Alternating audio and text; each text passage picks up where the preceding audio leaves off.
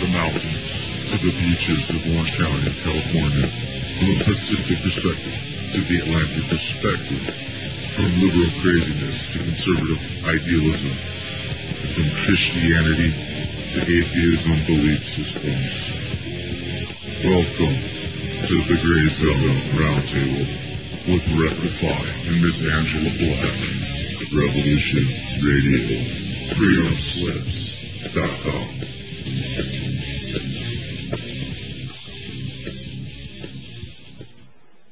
Hello. Welcome to the Gray Zone. What's up? This is Rectify and Angela Black. Are you there? Can you hear me? You are heard. What's going on? Happy Monday night, Tuesday morning. Happy, Happy Columbus Day. You know, even though there was slaughter of individual, indigenous populations. I'm sorry, I just got an echo in my headphones. So anyway, yeah, except for that whole fact, happy Columbus Day, happy Health Sports Day in Japan, and happy Thanksgiving in Canada. Yay! Oh, really? What do they eat up there? Turkey? I don't know. We'll have to ask some fellow Canadians throughout the evening. What do you say? I bet there's maple syrup involved. Okay, is that racist? Okay, are you saying, is that like saying, certain populations eat certain food? Is that what you're saying? Well, I don't know. Was Columbus a white man? He, I think, was, or some He type was Italian. Oh, look who just came in the back door. Sorry. It's Noreen and Heather Holman. Hey. Hey, I guess we should do the biz really quick. You were in the process of that, Rectify. Did you want to tell everybody where they are? Yes. All you good people out there at freedomslips.com, Revolution Radio, listening to the Gray Zone right now. We are here because of you. We cannot pay the bills. We do not get paid. We are not a bill. We're all volunteers here, and we appreciate every nook and cranny that you can dig up, something silvery and shiny that you can toss at us, because that's how we get by month to month. We've already made our goal this month, so awesome, right on. Yeah, who was the individual who made that happen, I wonder? A couple of them, I bet. Hey, if I had the names, I would definitely give props out, but they are very humble, but God bless them. We love you, whomever you are. And hopefully they get a nice little gift in return for that. Right, like a seed pack? And it's always got love in the recipe, so don't forget. A lot of love here at Revolution Radio. But yeah, check us out, freedomslips.com, like a banana peel. You slip on a banana peel. Check us out. Check out our chat room. Check out all of our bling, our information, our news channel. We've got a YouTube clone. That's way better than YouTube. Come check it out. But that's revolutionradio.tv, is that correct? I believe that is correct. Yay, that's radio.tv.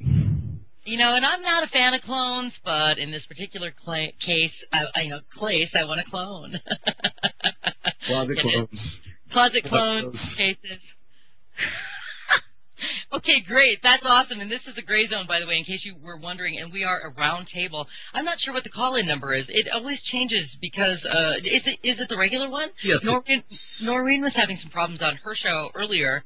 Did it switch up? I don't mean to interrupt you, but I don't know at this point. However, I know I was using the one Just in Time gave me, and I don't know if that's still in operation for this moment. I'm going to have my secretarial assistant go ahead and do a test call, and we'll find out just a minute here. Wow, you have one of those? Oh, yeah. Wow. You guys, Rectify has a secretarial assistant. A.K.A. my wife. Awesome. Yay, Gina! Yeah, speaking of significant others, do you have a ball and chain, or are you the ball and chain? Oh, wow. It really depends on the day. We switch. Well, let's talk about that. Phone lines are up and working. 347-688-2902. Awesome. Again, for all you fast ones out there with the crayon, 347-688-2902. That's great. Or Freedom Screen on Skype. Yeah, or you can find me, This Blue Monkey. We have many ways for you to reach us. And I know I have some friends who listen through the app Tuned In, which is pretty interesting. Is it Tuned In? Yeah, no D. Oh, I was thinking of LinkedIn. So it's Tune In. Good to know. Yeah, and I think, that's pretty awesome because I know people that specifically listen to us on TuneIn, and I actually watched one guy linger over from TuneIn to join our chat because of our suggestions. So that was pretty cool. I think we're iTunes, also Spreaker. Yeah. I think iHeartRadio. I don't know. You gotta either search for Freedom Slips or Revolution Radio. Some of them have it listed differently. I don't know why. It's because we're all volunteers. So, some people do one part and other people do another part, and we all come together. And sometimes we're not all on the same page, but that's pretty good. And that may be the inspiration for the topic that we're going to start off this, show with. It's called The Gray Zone, and it's brilliantly named, by the way, Rectify. I know that was your creation. Thank you very much. Muchas gracias. Just happy to be a part, and, here's your co-host. I guess officially I'm on the schedule now. It no longer says your former co-host, and it says my name. So thank you. I'm here.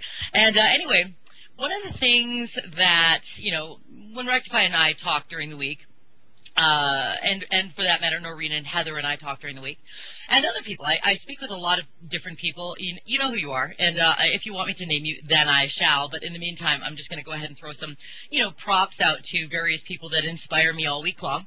I watched this communication thing happen between, we who are a part of the family at Revolution Radio, and we go off on our own little, conversations, and there's such thing as communication happening, and it's so amazing to watch, and then, okay, so let's say, you're listening to a show that you're having some problems with in your own psyche, and you're angry about it, or you don't like what the guy's saying, or, or it's just way too out there for you, that chick, she doesn't know, she's just so out there, or whatever it is. The thing is that it's inspiring thought process in everyone. So if you have an opinion, then let's just find a good positive spin on how to affect things for the good. So if you have complaints about said individual, and we all do. I'm behind the scenes occasionally, with the mute button on saying things. Maybe it's not on a phone call. Maybe it's just a figurative. I got a great analogy. You got two hicks at a NASCAR, right? They're at a NASCAR track watching a NASCAR race. All right, let me travel Those two hicks, right? They might want a bigger pedestal to stand on. They might feel threatened in their masculinity or something at the time. So they'll just go ahead and start crap with the other hick next to them. And the argument will start off with who they want to win the race. When God knows, the truth is they're both there to see a frickin' crash.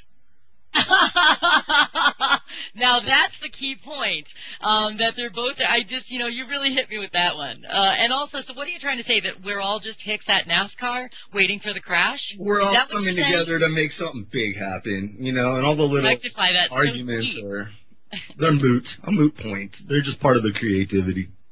Creativity, yes, and that's how we should treat it.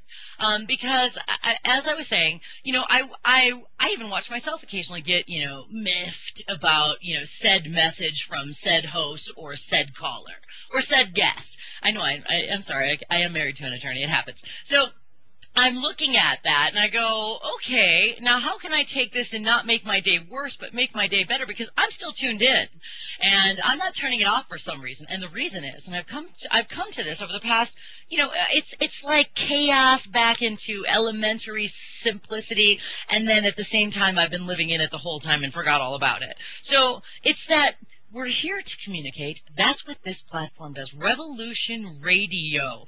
Regardless of your drama in the background, who pissed you off today, what person went astray to another radio station, and, what radio station took us down on YouTube because they went and flagged every dang video and wanted to screw with, our owner, Nighthawk, and this vibe and this, and then for those people to go ahead and think that they're somehow justified in stopping communication, and then watching that in the background and going, so whatever it is, in the background and going, so whatever it is, I just think that it's not, if we wanted to follow the big plan where we're all going to be eliminated as, bugs on a rug that somebody stepped on, okay, that's one thing. But if we're going to have a thought process on the way down, maybe we can appreciate the fact that we have communication here on this station and realize that, hey, humans are humans, and shills are shills, and everybody's, this, that, or the other. Nuh-uh. So whatever whatever it is, at the end, what can you come out of it? How can you come out of that more positively than you went in that day?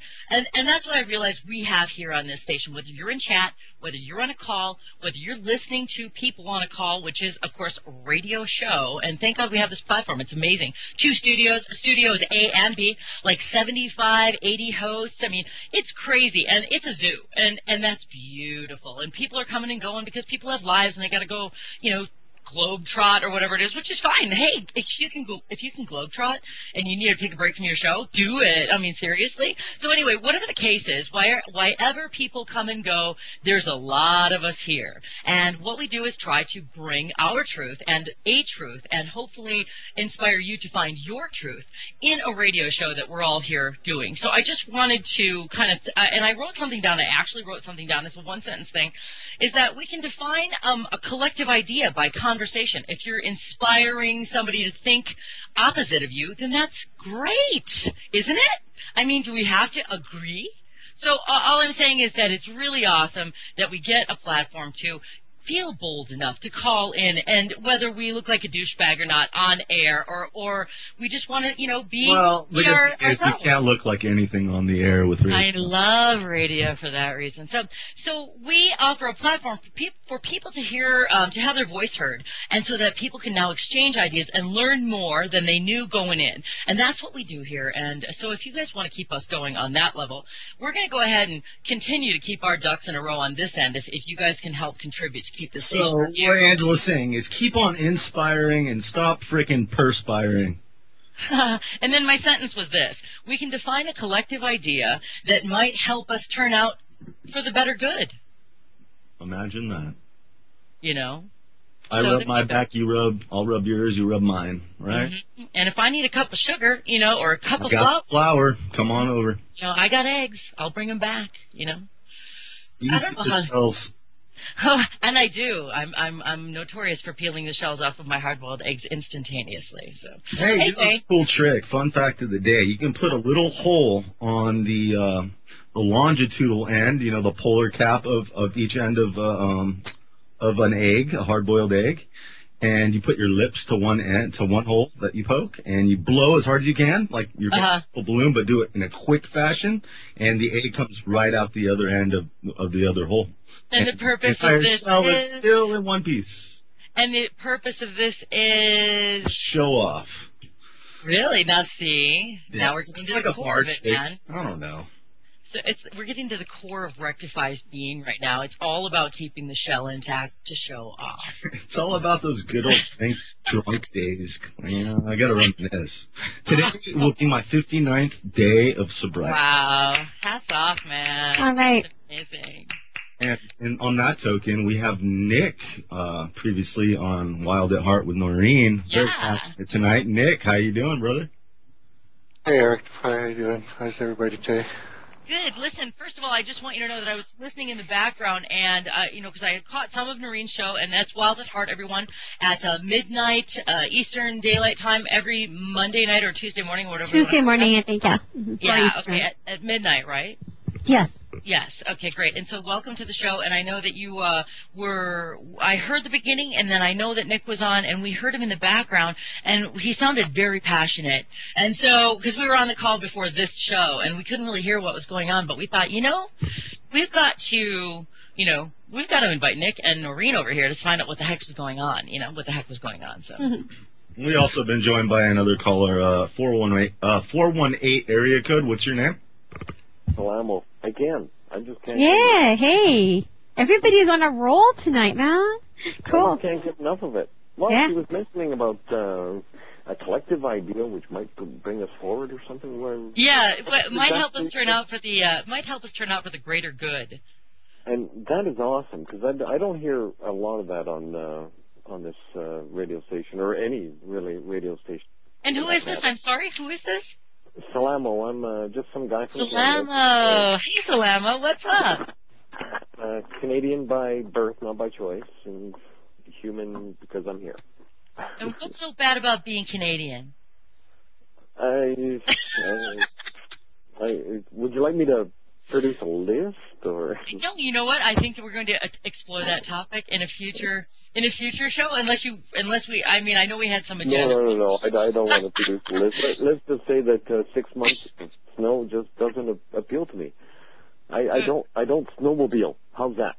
Yeah, I hear you. I live in the mountains in the snow, and I'm wondering what the heck I'm doing here because I don't participate in winter sports. No.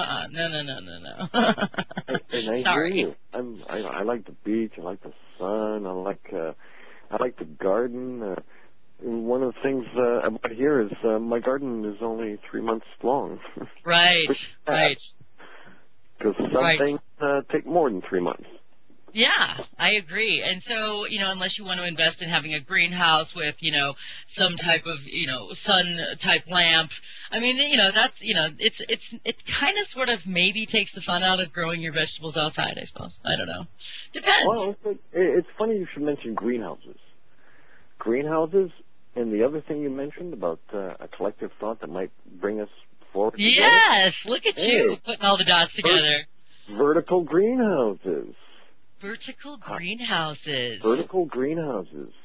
And there's enough studies out there and enough mathematics, smarter people than I have that have put together calculations that they don't need a lot of space in order to feed a whole lot of people because they can be 30 stories high. They need a whole lot less energy. They need a whole lot less water than, the 74 or 84% of all our fresh water goes to agriculture. Yeah, Just that's like a lot. That, right? There's an idea. Wow, look at you. Okay, you're Salamo, and do you call in very often to shows? I have been known to be a serial caller, but not as of late. Okay. Right on. Now, I'm wondering of everyone's opinion on your vertical greenhouse theory, because apparently that's a great topic. Am I wrong? Are we good? So I'd like to hear what everyone thinks about that and questions. I mean, are you versed in this? And what is would you prefer I call you Salamo? Is that what you'd like to be called? Sure. Okay, fair enough, Salamo. There you are. Sure. And that's, by the way, that's 2 L's, everyone. Just so you know, Salamo. It's a combination of my first and last name. Really? That's all it is. See, for me, it reminds me of the word syllable. Sylvain, and my last name is Lamoureux. Wow, we're learning so much. Salamo is far more easy to pronounce for most people and spell. Okay, so Rectify, what are your thoughts on vertical gardening? Vertical it's interesting. I've looked at a lot of closed system aquaponics type of systems, to where you have your codfish in a pond, and you have that being pumped up to where some nutrients are added, and then that gets delivered to your plants. I've seen that. Soilless mixture, and then the lighting systems and the fans for ventilation, and you basically have all the food you need, all the food groups going within that one greenhouse. A lot of people have turned their swimming pools into that, actually. There's you can YouTube swimming pool aquaponics, and there's some pretty good documentary type videos out there. Interesting. But yeah, if you're going 30 stories, though, we're talking that's gravity you're fighting for the water to get up there. Well, you can also just Google vertical farming or vertical greenhouse, and basically it's a skyscraper, which all the way down is just farms. Wow, makes sense. And I really liked how he brought in the aquaponics part of it. Yeah. But yes, you can have it self-sustainable with aquaponics. Yeah, we were back in, I think it was dirty. Junior high school. You guys remember building a biosphere out of a 2-liter bottle? That's basically where I got that from. There's a movie out there with Pauly Shore. I was going to say it. So it's Biodome. Biodome, yeah. I basically the concept. Reference. I'm so excited I got that one right. Yes, Biodome with Pauly Shore. I can't tell you how awesome that is. That's your reference point. I love that. I wouldn't doubt that for pumping the water up. They don't necessarily have to pump the water up, although you can do that. But it's probably going to use a lot less energy. If you use a system, you can build a home hydroponic system out of 2-liter bottles or 1-liter bottles, and these little baskets that hold the little BBs inside, and you can grow plants in there. And what you use to pump the water from the holding tank at the bottom up to the top so it trickles down is a simple fish aquarium air pump. Right. And you create a T valve that I was connects totally to... waiting for your response, by the way, Nick. I couldn't wait for your input. Okay. Oh, thanks. I still have to get back to what you started talking about there. But anyway, there is apparently no limit to the altitude you can achieve with this system, where the air pumps into a T, which is also connected to your water reservoir, and is fed into the T by gravity, and then the air pushes a little bit of water up, followed by an air bubble, which, as we know, air rises on top of the water that's underneath it. Where's So regardless the T? Is the T vertical? So you got like the stem of the T going straight up, and then the outside, so it's a capital T? Well, you orient the T so that you optimize flow, but actually it's not too important as long as the T is beneath the water supply so that it feeds by gravity. Wow. And then air gets underneath a little bit of water, and then some water gets underneath the air to float the air. And then, it alternates. Air bubble, water, air bubble, water, air bubble, water. And you can slowly trickle water up to whatever altitude. Wow. With just a fish pump. That a lot of problems are just so simple, aren't they? Yes. And rectify how simple is that? It's just knowing that that's how you do it. But how simple is that? I think every piece of very complicated. Every piece of renewable energy is really simple. The fact everything's been obfuscated. I can't say that word, but everything's been screwed up by overcomplication. I'm actually a renewable energy person in the electronics area. Yes, you are. And I do a lot of renewable energy lab work, and I come to find that a lot of my successful circuits are when I take away more components rather than add more components. Okay. Oh, man. You can never build cars. I used to be a mechanic. I twisted wrenches. No, I think that's... Keywords are used today's to. Cars, if you look at today's cars, yeah, you can't work on them. It's idiot. Cars, idiot. They were so much simpler, and they still worked very well. Some of them worked very well. And today's cars, it's like anything. More components, more breakdowns. Yeah. You go back again to who killed the electric car. There's a maintenance guy who said he does a 2,000-mile maintenance on a gasoline engine. He's all covered in grease. He's got all this waste product. You do a 2,000-mile service on one of these electric cars. What's involved in that is rotating the tires and filling the washer fluid. That's it. Yeah. And maybe resetting the computer. Well, that can be done on the fly. I mean, you can set a computer to optimize itself according to temperature, environmental conditions. Absolutely. It's greed once again. It's all planned obsolescence and greed. It's like, oh, look, we can put a sensor on the exhaust that detects it goes out, monoxide, and we can say that the ozone is all screwed up because of it. And we can sell these O2 sensors and make all kinds of money. We can require the DMV and make you have to have a smog check first. And in the factory recall, man, they can do it in the factory recall. And we can have the cops go and have them towed if they don't comply. Then we can sell and scrap all these cars, and then we could have cash for clunkers, and then we can take all the plutonium and all the precious metals out of the catalytic converters, and we could sell that on the market, all while screwing people's families over by taking their way to work away from them. And don't forget the nice and dangerous fuel. And what's the worst part? The worst part is we still buy their crap. Yeah. But I just have to throw in there that rectify, I wish I could bottle that last sentence and sell that. Your last rant there was just brilliant. Someone else will buy it. I just want to bottle that and sell it. Okay, that's the sad thing about business. I realize is there's always some fool born every day that'll buy it. Yeah, how do I contain you? How do I put it in a bottle, and how do I make it for sale? You know what I mean? That's what they did with oil, and that's what they're doing with water and air and children. It's Well, not funny. the main problem is that people don't feel that they have a choice.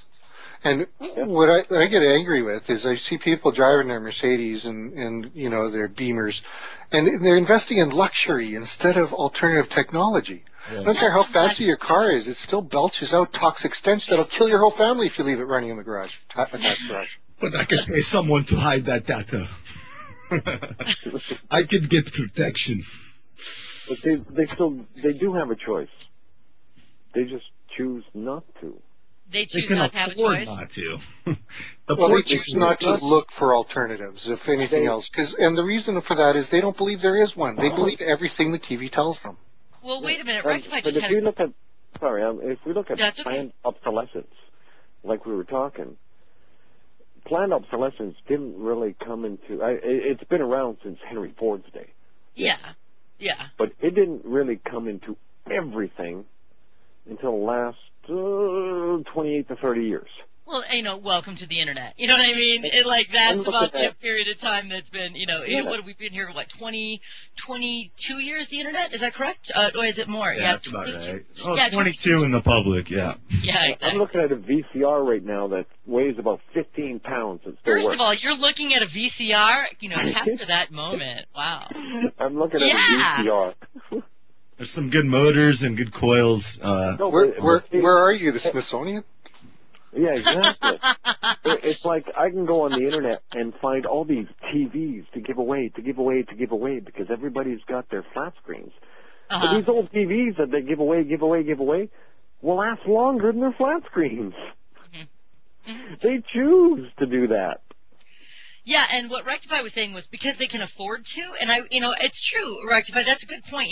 People who are in a different socioeconomic level than those that are incredibly comfortable may find that they need to, invent or think a little more clearly and find, what might be ailing their current situation, and may look into, solutions or different ideas. Those solutions end up being the devil in the details because we become a throwaway society then, because business starts creating these products that can be sold cheap enough to the majority, which are the poor people, and then everything gets thrown away. So it's not planned obsolescence on that angle that's screwing everything up. It's throwaway society. Everything's plastic this, wrapped in individual that, and it's wrapped and then it's boxed, Yeah. It's wrapped and boxed. And what's funny is, so I can't, right now, I'm poor, and if I wasn't who I am, say I'm just somebody else, and my computer took a dive, I can't afford to call a technician to come fix my existing computer, but I can probably afford to get myself a cheap tablet at Best Buy. Uh-huh. You know what I mean?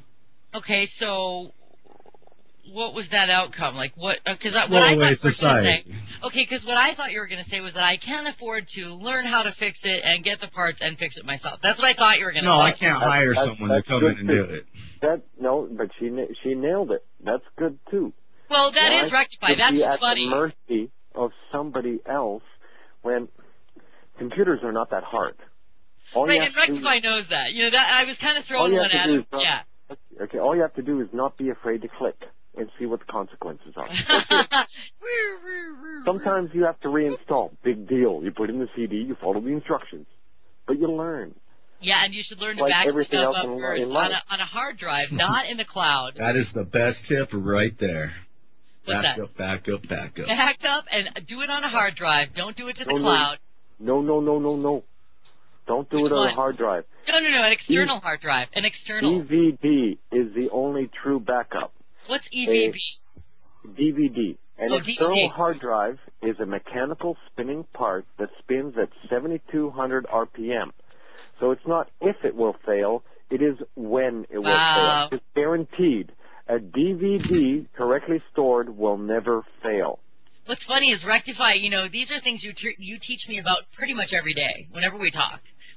Solano, you're nailing it on the head. And the thing is it's so weird because I'm like, oh, wait, I know that because I happen to learn from, the host of this show, and I just wanted to Rectify some props. And also you, Solano, Nick as well. I know Noreen had to go for a minute, and also we have Heather sort of lurking in the call, I think. And I just wanted to let everyone know that you're on Revolution Radio at freedomslips.com.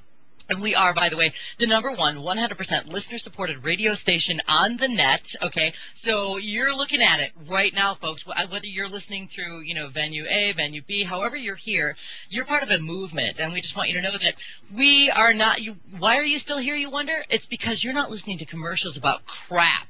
Okay, and that's beautiful. And that's because we're 100% listener supported. We would really like it if you could donate. And just because, and I wanted to say this since the beginning of the show, apparently Revolution Radio met its goal this month, which is probably because of the kindness of a couple of larger donators, or large donators.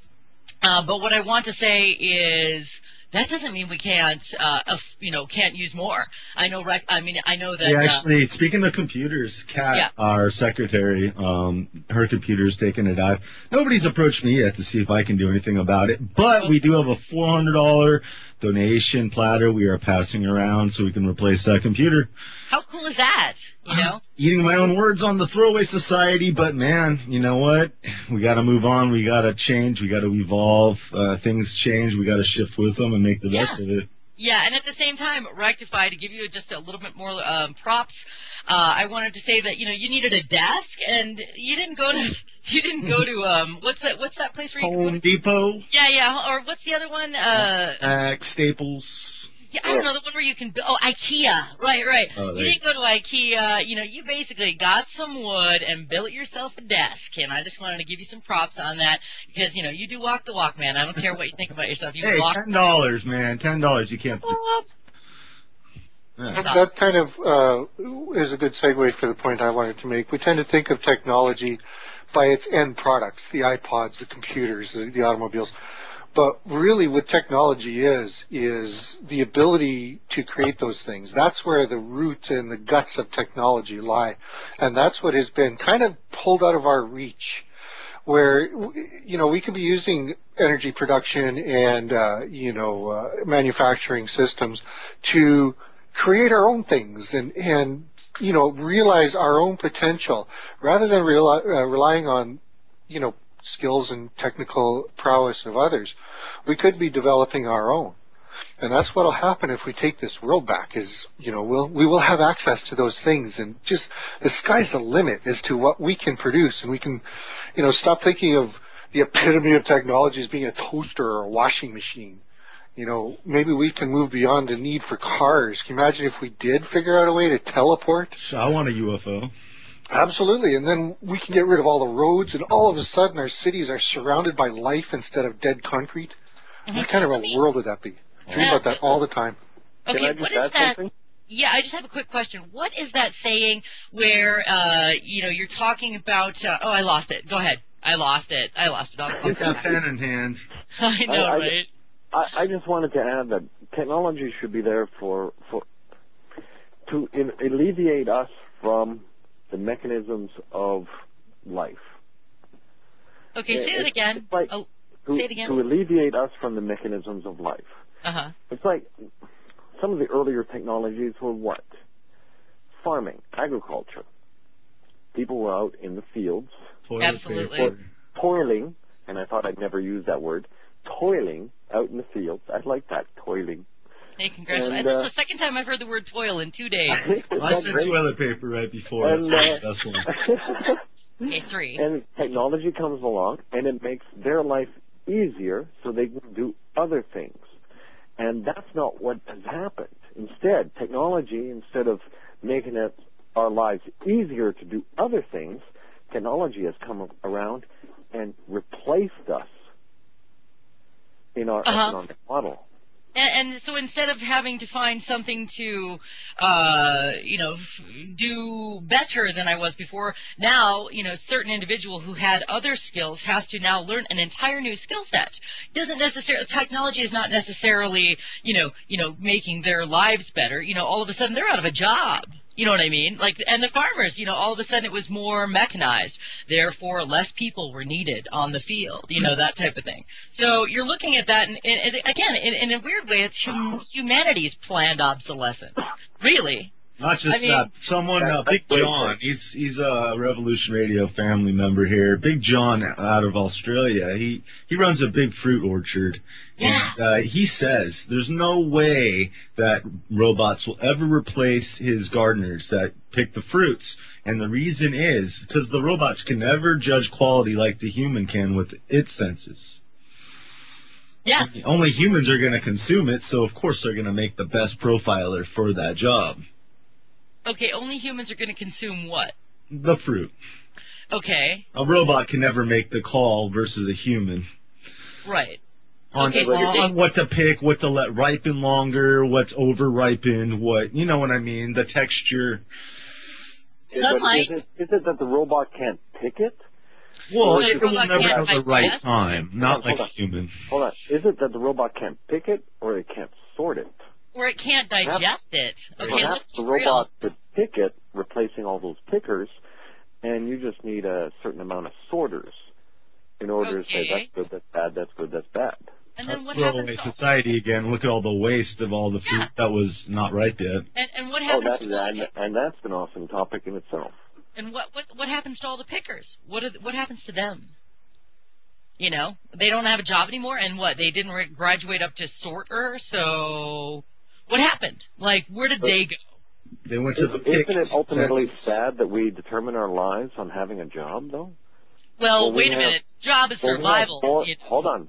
When we have more than abundant resources on the planet to take care of everyone, The whole point is we don't have a lack of them to begin with. A lack of. Resources. I mean, you go to any Scarcity grocery is store, a- they throw away perfectly good food, and they'll shoot you if you get in their dumpster. Yeah. It is scarcity weird. is a farce. Yes, thank Scarcity is you. a farce. Mhm. It's control. Yeah, Rectify is saying the same thing. It's very nice to watch this interaction. Again, just furthering my point from earlier, you know, I love watching conversations happen because sometimes these are issues that I might be aware of but never really think of. And while we're discussing this and watching people bounce off each other, it's really impressive to me. So it's a love fest. I'm sorry. Deal with it. Okay, blah, blah, blah. So, group hug it is. So, and I've got Heather Holman in chat saying that a robot cannot prove he is self-aware. So that was I the saw thought. that on Transcendence. Yeah, there you go. I saw that movie. At least not yet. Hi, Heather. And Hi. of course, we know that DARPA and all these agencies are from 1 to 3 decades ahead of what we know they're doing. So who knows? Yeah, at least. Skynet is supposedly on the way. Yeah. Somebody Heather said that a thought- robot is not self-aware.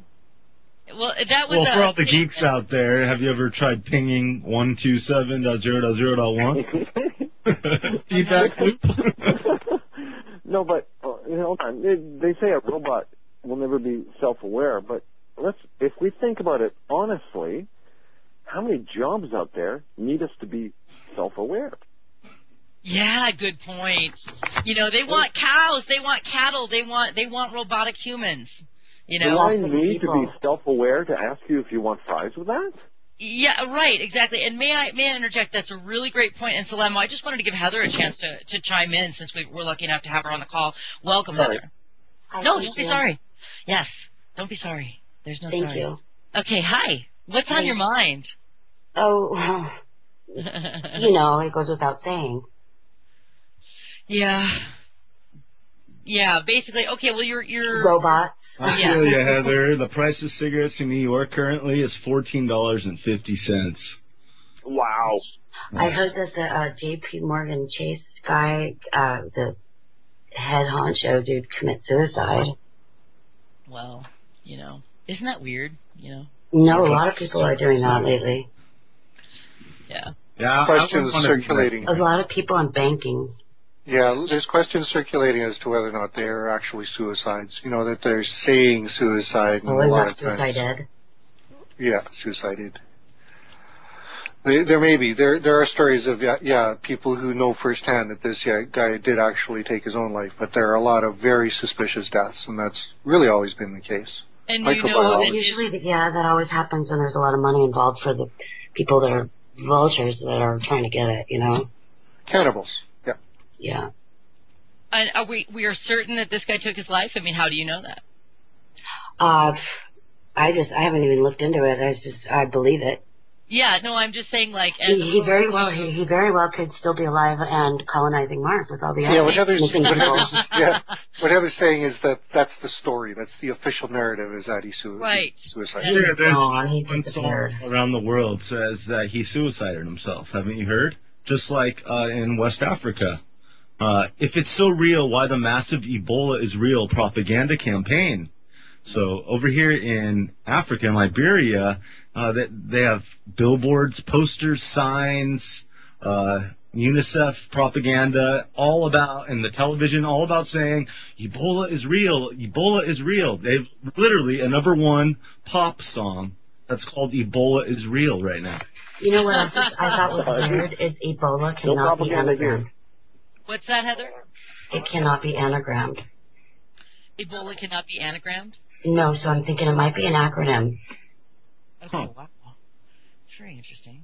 Wow. We've been joined by That's for the robots out there. 714. What's your name? What's going on? My name's Pete. What's up, Pete? Hello, And Pete. I'm just worried about what Angela just said, or maybe it was another girl, about the Chase CEO committing suicide, because I have a Chase account, #1.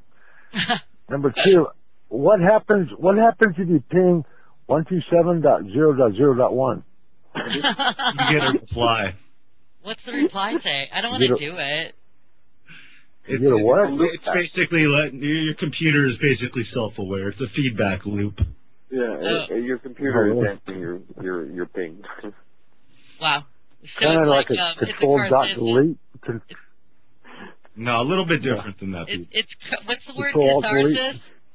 Yeah, sorry, we're all talking at the same time. Is the word catharsis? Isn't that it? Wouldn't that be 127.0.0.1? Hey, Angela, there's no snow up there right now, is there? Not yet, no. Yeah. I was listening for a while, and you said you live in snow country. Well, Oh yeah, there's no Tahoe. snow in Tahoe right now. Not right now, but it's coming. It's coming. Don't say that word yet, please. I don't want to hear snow. I've seen it snow in Tahoe as early as the 20th of October. One time I I've been actually in got a Tahoe. video. Go ahead. I've been in Tahoe the 20th of October. It snowed. Yeah. Yeah. You're like a week and a half away. Mhm.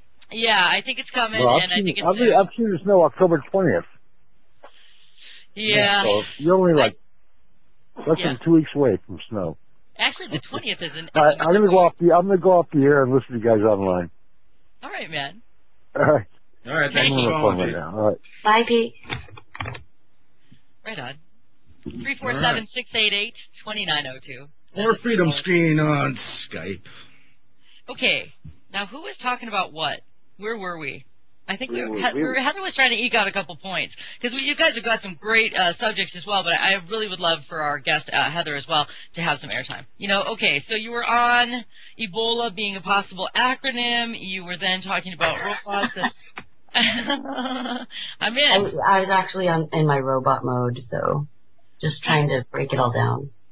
New Orleans, Louisiana, OLA, OLA, NOLA, and NOLA. That sticks out at me, but no, it really doesn't fit. But yeah. Randy Newman, I Heart LA. No. You know what? I had that. I'll have to go back and get it from a different link, but I have the original, like where the name derived from. Wow, I'd like to see that. Okay, At some point. Okay, cool. It's a Wow. lobe. It's a lobe, so it means listen. It's referring to your ear. That's cool. Yeah, backwards. A lobe. Wow. You're such a wordsmith. Is that what a wordsmith does? Or does a wordsmith make up words? If you're a wordsmith, give us a call, 347-688-2902. On the Gray Zone. On the Gray Zone here on Revolution Radio, freedomslips.com, the #1 100% listener-supported radio station on the net. And again, I wanted to point out that just because we've met our goal for our finance costs for the month doesn't mean that we can't use more. So I encourage you to continue to donate on a regular basis. If you've got some extra change in your pocket, that would be great because every month is a new month, and I really want to throw another thanks out there to whomever decided to make our goal reach its what's the word I'm looking for? Make our balance reach its goal or something like that. Quota. Yeah, thank you. The quota. Okay. I don't know. Is that a good word? Quota. I always think of a bad thing when I think of quota. Like cops, their quota. Right. Right. Your job depends on your quota. Yeah, quota. Okay, what's quota backwards, Rectify? Oh, hold on. She said that Ebola can't be anagrammed. But if you look into another language... Oh, that's true. Very Viola is a Nigerian name meaning born with a silver spoon in your mouth. Oh, wow. Really? And Negus is the king of Viola. Nigeria.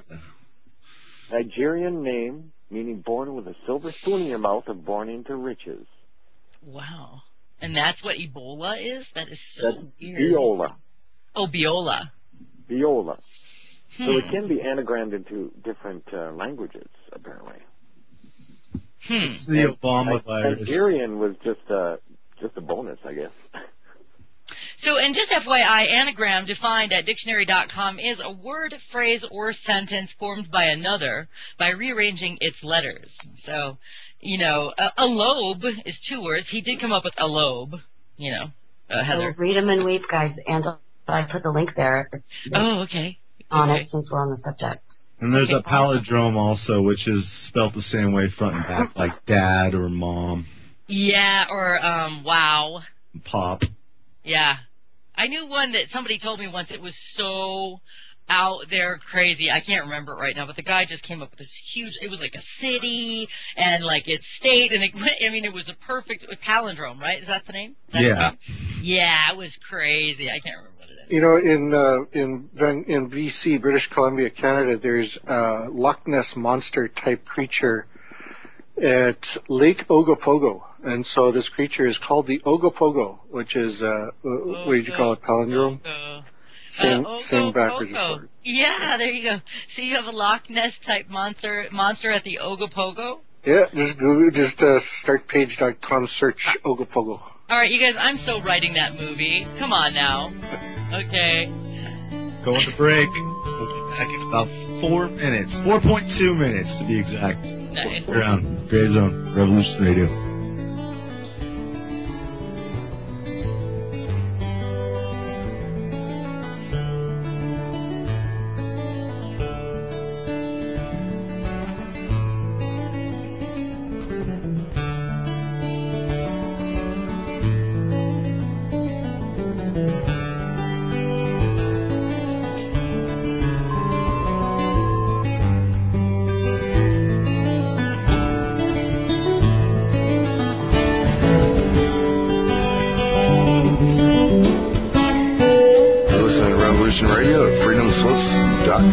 We'll be right back after this message.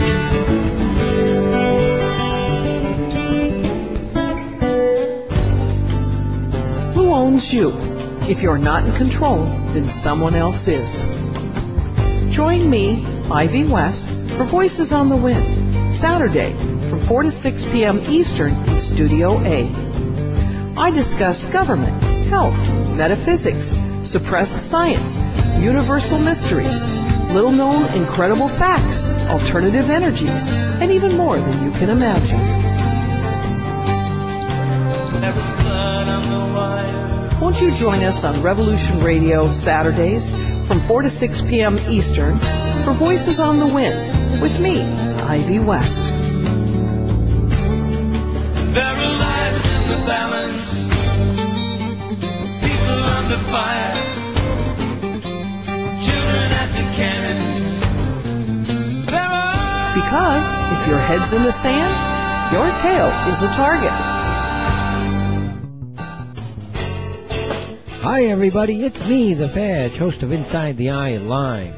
Before the Sunday mainstream media political pundit talk shows, there is Inside the Eye Live, where we break down some of the weekly mainstream media talking points before the talking points even get aired. Add in some entertaining stories, weather, cats, intriguing, and informative guests. And you get one of the most listened to Saturday morning streaming media political talk shows going today. And it's all right here on our flagship station, Revolution Radio at freedomslips.com. So join me, the Fetch, for Inside the Eye Live every Saturday morning at 10 o'clock a.m. Eastern. It is truly intelligent media for the politically aware.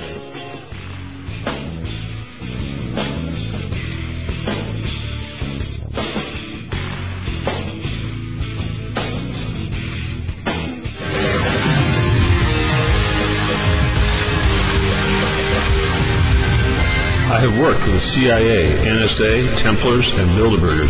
Now I work for you. My show will disclose secrets of science and esoteric knowledge. Join me, Stephen D. Kelly, for 2 hours every Thursday night at 10 o'clock Eastern Time on freedomslips.com, Revolution Radio, Studio A. You can also listen to previous shows by going to youtube.com/Free Revolution Radio.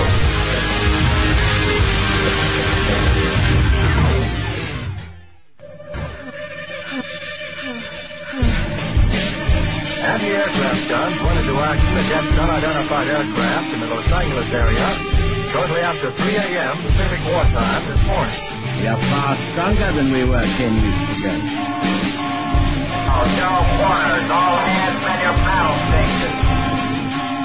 American soldiers, I'll do the mastermind around here. You who have not seen it do not know what hell looks like from the top. Well, check it out every Tuesday and Saturday on Revolution Radio.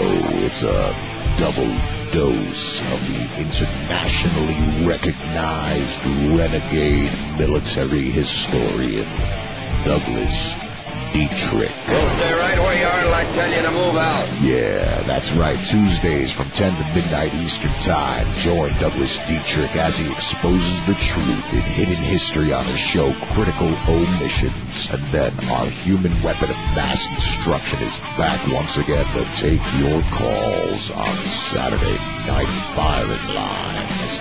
Both from 10 to 12 p.m. Eastern Time. Only on Revolution Radio at freedomslips.com.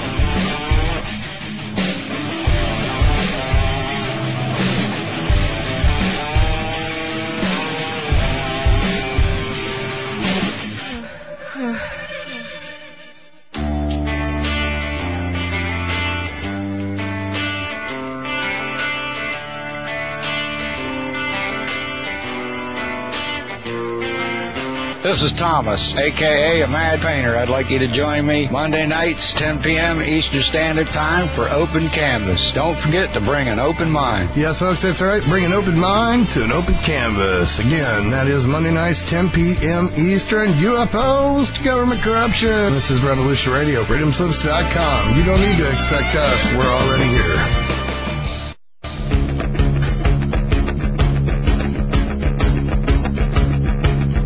Revolution Radio.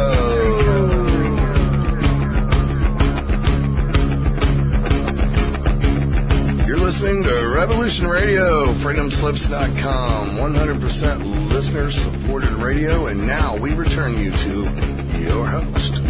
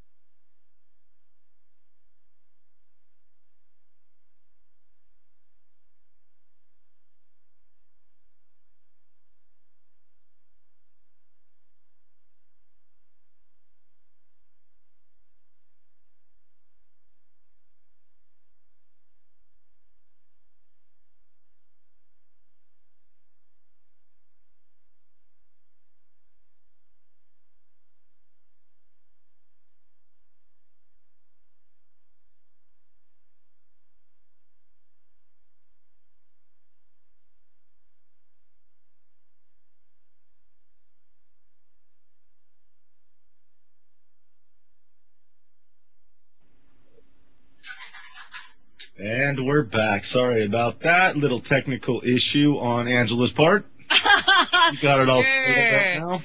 Wow, that's funny. How long were we dead?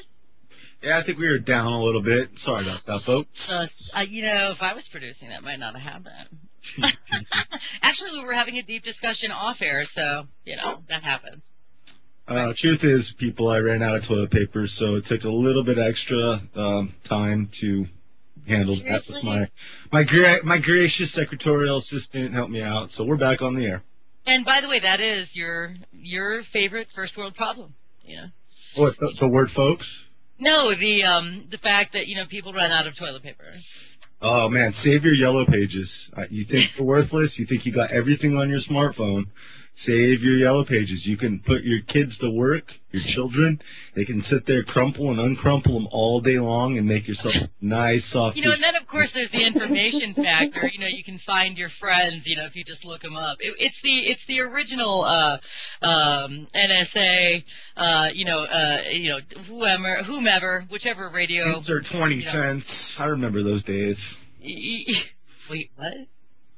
Oh, I thought you were talking payphones. Oh, no, well, I was talking phone books. Like, it was the original, collect your information and make it public thing. You know what I mean? Oh, didn't you have to pay them not to publish your name? Yeah, you do. Huh.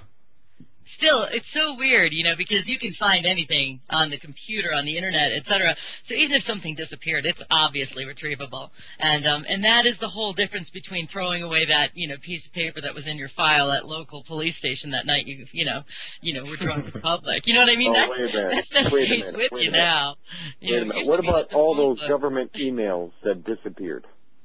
Oh, wait, okay, what? What about all those government emails that disappeared? Oh, well, they didn't disappear. They can't possibly be retrievable.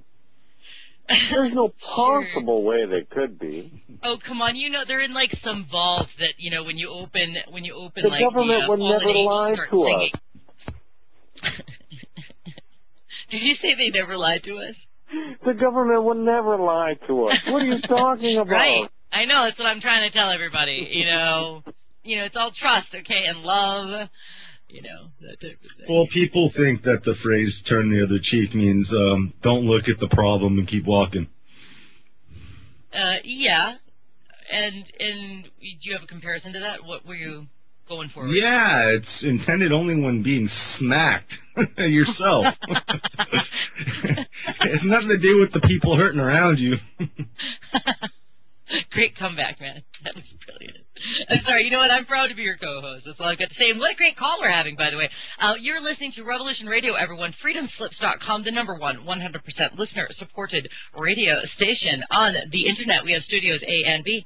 It is all coming to you for free, but we would love your donations because we are not paid by political campaign and we are not bought off by corporate agenda. We are seriously here to communicate and get you to start thinking, do your own research. If you can just learn one smidgen of something, in a time span of our day here at Revolution Radio, then great, that worked. And also, I also really wanted to point this out. Some people come in and maybe they're brand spanking new. Maybe they just woke up yesterday. And I just don't want to discourage people for being newbies, and or if you're worried about sounding unintelligent and you have questions, etc. I find, and I think we should always strive for this here on this station, is that we're great guides. Everybody wants to help everybody. At least that's the theory. And I would say, we're, being humans, we're probably at a good 90%, 93% of that. I think we meet that goal every day.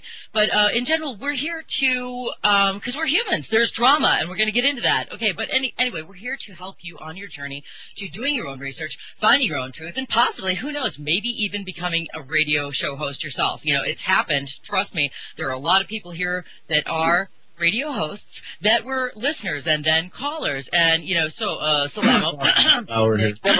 Never. All of you.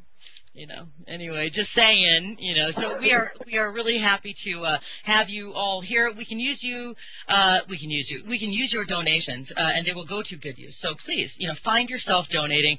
It's smart. It's the cool thing to do. All the cool people are doing it, and you'll be part of the in crowd, even if you have like $1. It's okay. Like, we want that. And if you can just, peruse our chat room and become a part, or if you want to, be a caller on some shows, that's contributing. If you're short on funds, that's contributing. So, find yourself here. Find yourself here a lot. I come here all the time. Don't you? Don't you guys? Can you actually stay away? I just want to be able to announce one day that you want to be more human? There's an app for that. I wrote a song like that. That's hilarious. It's called I Got an App. Okay, it's kind of vulgar, but it's called And I Got an iPhone App to teach me to stick my finger up my and I'm not joking. It is a country tune, and I wrote it. So anyway, I know where you're getting your viruses from now. Okay, it's evident. That's hilarious. Okay, that's hilarious. Nick, you've been quiet for a while. What's going on in your brain? Is he here? Well, actually, one of the things I did want to speak about from the beginning is there are many things that are, customary to each individual regarding what is true and what is real. Uh-huh. But there are also what I call fundamental truths that really are like the laws of physics, and what's poison to me is likely poison to you. These are really common truths, and that's what I think.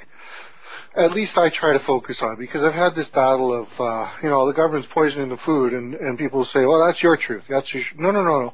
That's the truth, okay? Yeah. So it's important to understand that there are things that we do really need to have a consensus on, and the system does everything it can to complicate that, to Absolutely. make blanket statements that, you're either this side or you're that side. Well, it's not that cut and dry. It's, there's different issues that and are there's common. Steps to a process. There are steps to an end goal. Nobody's perfect. Everybody has to walk toward, understanding their truth. And if it's a little bit at a time, then fine. That's great. It's probably going to stick longer that way anyway. Well, there's their truth, and then there's, our truth. Okay. And personally, that's what I tend to focus on, is the things that affect all of us. Because that's what's wrong with this world. I think each individual can very quickly turn everything right in their own life. But we got to start in an environment where things are right to begin with. Okay, and so who's the they in the there that you're talking about right now? You said their truth, and you said our truth. So, okay, who are they, in your opinion, and what truth is that? Well, that was in response to you saying that everybody needs to find their truth. Okay. Okay, And you said... And for me, it's important to, first of all, distinguish their own truth versus our common truths. Okay, I don't think we're doing that enough. Just our common truths. Okay. Yeah, because people tend to think that there's only your truth, my truth. Right. And there isn't. There are common truths that I think we need to focus on a little bit more. And stop dismissing them by saying there's only your truth or only my truth. Yeah. There are things that we do need to come to agreement on, and a lot of these things are, the way our society is formed, right. the way our communities function is very dependent on consensus on fundamental truths. And the distribution of information from whomever decides that there's going to be a thought process in that group. You know what I mean? If you really want to go there, man, somebody is going to initiate a thought process, be that good or bad, in that group and influence everyone's opinion. And so and once again it starts. And then from there, maybe it's all Shangri-La in the beginning, but then, and I'm sorry, but, we watch the demise of mentality in, leaders that have become villains, and whether they were puppets or not, and whatever the story that's written about them is actually true. Nonetheless, there were some mass murderers out there who were sick. Okay, regardless if it was their puppet, their patsy, or the powers pushing the buttons behind the scenes, whatever it is, they all have choices. Yeah, and that's kind of what we're going for. But that is that unfortunately is the truth.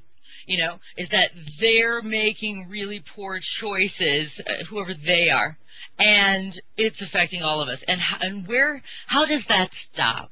The little communities will be good for a while, but don't you think it'll eventually become its own animal again? One way it can stop is if we stop calling politicians leaders. Yes. Because they're never supposed to be our leaders. And I'm actually listening to,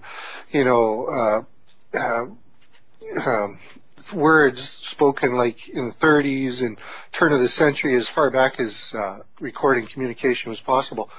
And yeah, they've been even then saying, our leaders and world leaders. And you better get your vocabulary straight, civilian. Yeah. Take me to your leader. Yeah, we got to stop thinking that we got leaders and politicians are in power.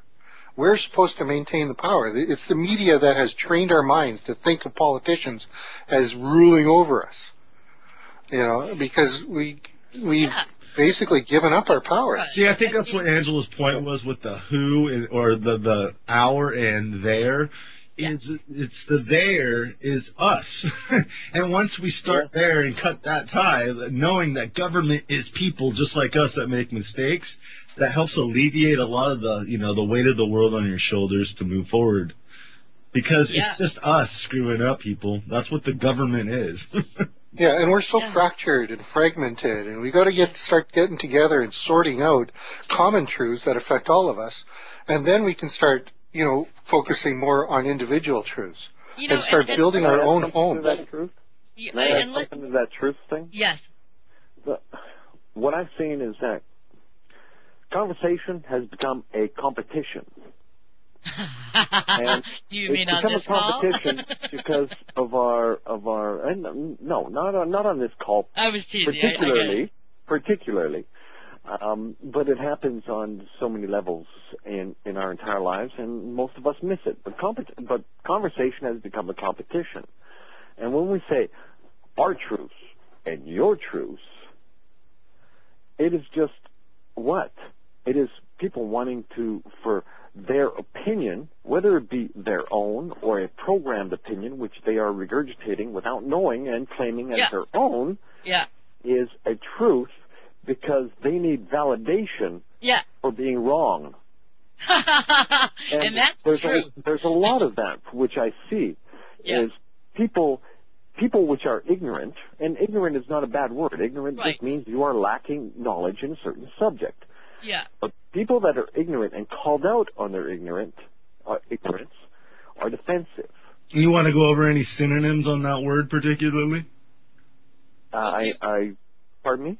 Oh, never mind. I just need that last point first. I just need that last point first. One more time. What was that? That they need to think that they are intelligent, even though that they are ignorant. So they need validation of their ignorance. So they go out and they try to find other ignorant people to validate their points of view. And that's the truth. That's the common truth. That's their truth, exactly. Yeah, we know that. Now, for instance, I'm going to also point out, when you said conversation, what was it, competition in conversation? Conversation has become a competition, and this is what I try to explain to people. I've talked to PhDs, master's degrees. It doesn't matter what kind of level of education. I've had these same people tell me that, a conversation is everybody gets to talk for the same amount of time. No, dumbass, that's a debate. Correct. A conversation means that you can converse and exchange ideas. Whether one person talks more than others, it's an exchange of information. Well, that brings me to the point in who invented the suit and tie, because that obviously is the stronghold of all sheep's attention span. Wow, hold on. Suit and tie is the stronghold, this I'm writing down, is the stronghold of what?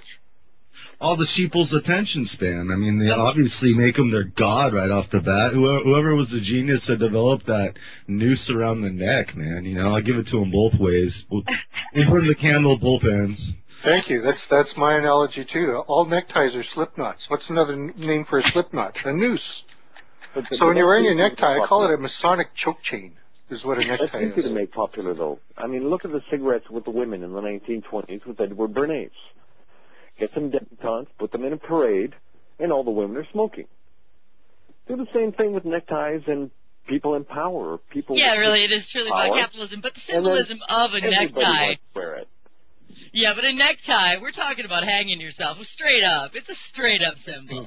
Symbolically, yeah. Hey, by the way, you know what else conversation is? You look up the term intercourse. Oh, yeah. And the first definition of intercourse is communication. Okay. Yep.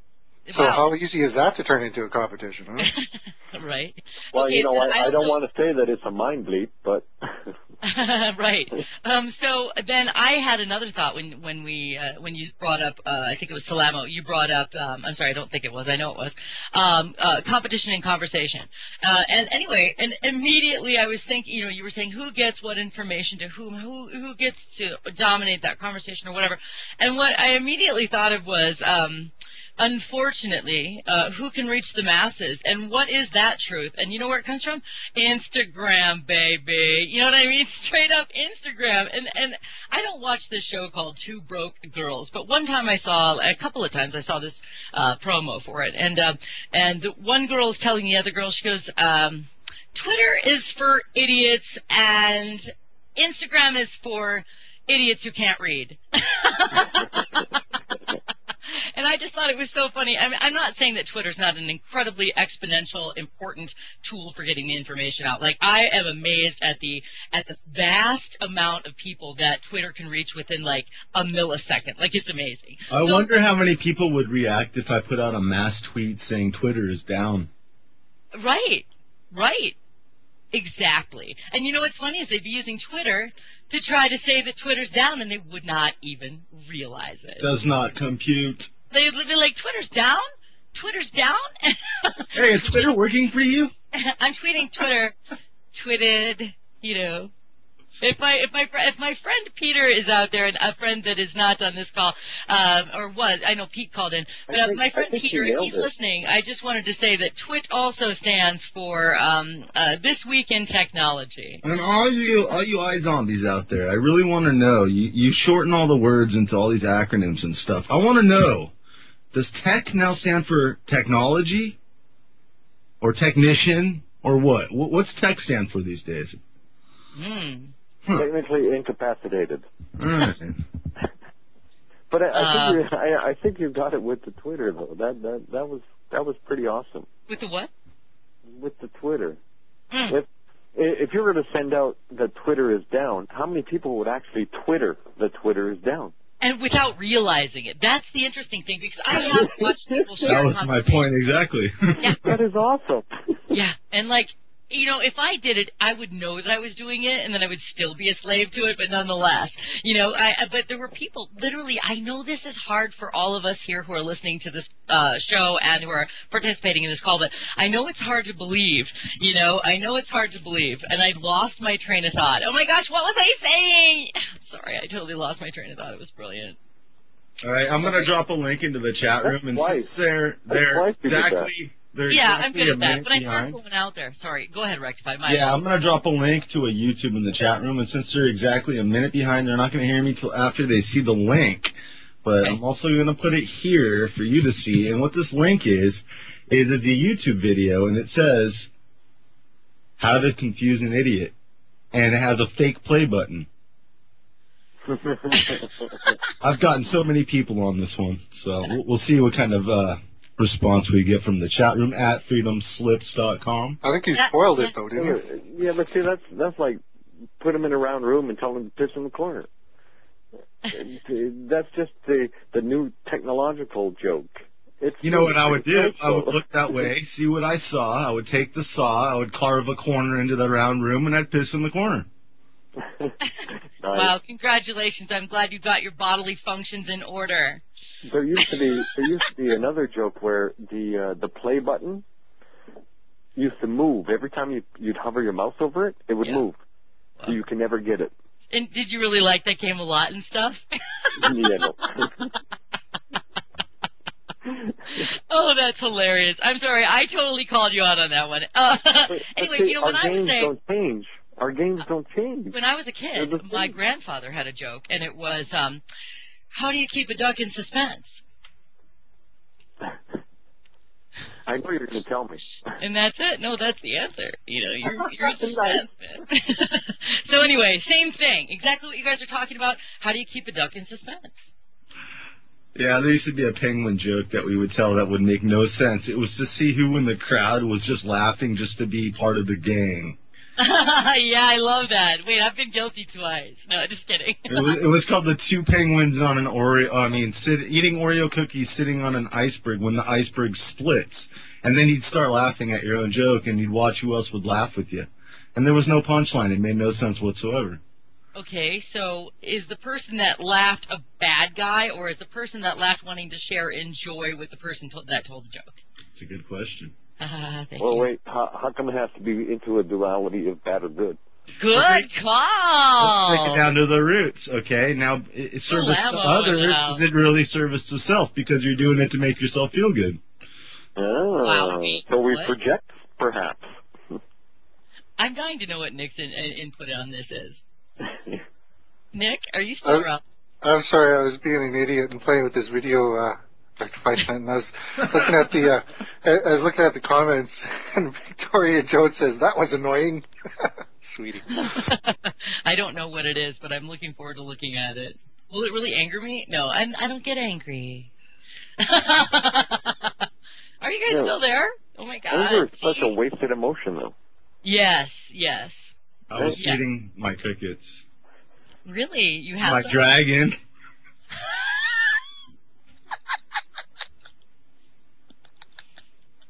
How long have you had that, Rick? I stole it from Steve Travesty. I don't think he found out yet, though, so don't tell him. So you had him flown or by Greyhound? Yeah, it was flown UPS, nice and temperate climate. Yep. They can be tricky to keep healthy, I hear. I wonder what it's like to clean up after one of them bearded dragons. Okay. And I wonder what kind of joy a reptile gives its owner. They're fascinating creatures. You look at them, they look back at you, and it's almost like they're communicating with you. It's bizarre. They are strange, ancient creatures. Who is communicating? I'm sorry, I had something going on in the background. Well, you just see something going on. Like I have a plecostomus in my fish tank. What is that? That's another ancient sucker thing that sucks on the outside? Yeah. Yeah, it keeps your tank clean. Everybody has a plecostomus. And they're very ancient looking creatures. And you look at them, they have a very unusual omega type iris. An omega type iris. Yeah, it's called an omega something, or the technical term, but it's a U-shaped iris. His eye. Or its eye. Okay. Somewhat reptilian. If you look at the eye, it looks reptilian, although I don't think that reptiles have the omega iris. But it is a very, and they seem to look back at you. And sometimes you'll even happen to look at him, and he'll shift his eyes. He'll move his eyes like he was staring at you the whole time.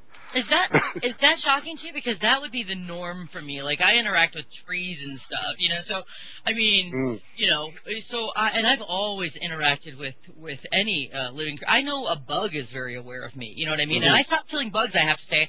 I think a gnat got through my anger moment the other day. I killed a gnat. I agree. I admit it. But in general, yeah, I think they're definitely looking at you, Nick. Mm-hmm. Well, I mean, there's different versions of different people, what they say is conscious and isn't. I don't disagree with the notion that the Earth is conscious.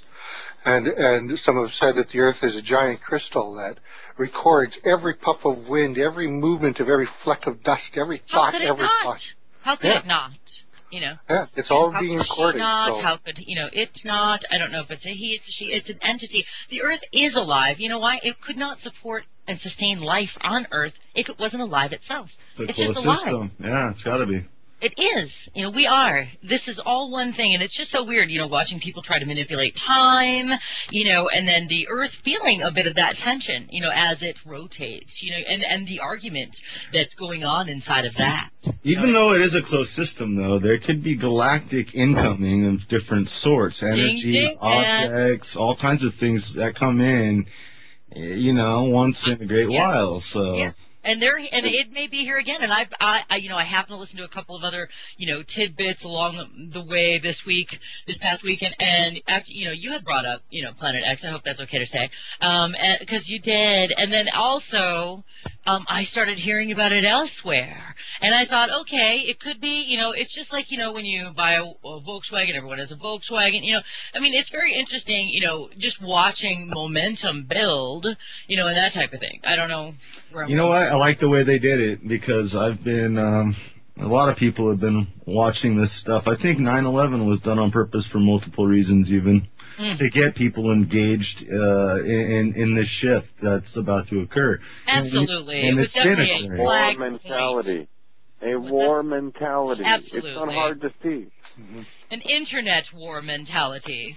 I mean, how else can you justify spending all that freaking money to go to war in countries where you shouldn't be? Yeah, 9/11. If it was used to get people involved in the shift, it was used to usurp the shift and make sure people don't make it a positive shift. To put as much negativity in it as possible, contaminate it. Yeah. Oh, that's nice. That's good. I like that. Yeah, I've actually never heard that. It's a brilliant point, really. You have duality, man. So, on one end you have one, as above, so below. So capitalism, the birth of capitalism. Welcome to spending money to save yourself from the other side. You know what I mean? Well, seriously. I thought capitalism was take as much money out of other people's pockets to put into yours. It's all about the golden rule. Indeed. The one with the most gold makes the rules. Yeah, and what was the other one in the 80s? He with the most toys. Oh, it's supposed to be doing to others as you'd want done unto you, but I think we have a lot of sayings for capitalism, but I don't see any of them positive. Yeah, it was he who dies with the most toys wins. That was the 80s slogan. I mean, people were living that. We were eating it, we were lapping it up. Yeah, no, it's not to be buried like pharaohs. Right. It's not so much capitalism per se. It's isms. Ism is an acronym that I understood to be analyzed as in the sins of man. And so capitalism is capitalizing on the sins of man. Communism is making all sins into one sin. Fascism is putting a face on sin. You can break down the different isms, and there's an old video cartoon. What's J-ism? I don't know. It's not a political ideology. So that's what about the idea that any kind of let's just let Nick finish his point. That we can push forward Nick, can you finish your point? Sorry, I'm lost. I'm stuck back where you were going with that, so that we can continue. Because what was the rest of your point, Nick, about isms? Well, I was just going to finish off with this cartoon that was made in the 50s, and I forget what it's called, but you can just go to YouTube and type in something about. You can just type in ism, ISM, and it talks about this salesman, and I guess he's kind of personified as old man Rockefeller, who was going around selling opium to the countryside, getting everybody addicted. Then they discovered oil, and the rest is history. In this prison. And what he was doing is he opens his briefcase and he sells a bottle of ism. And he says, this is going to solve all your problems. It's going to take away hunger. It's going to end crime. All you got to do is drink this bottle of ism, and it'll fix everything. Right. So it's like tonic, and he was a snake oil salesman. Exactly. He was the original snake oil salesman. And now he swallowed, Nick.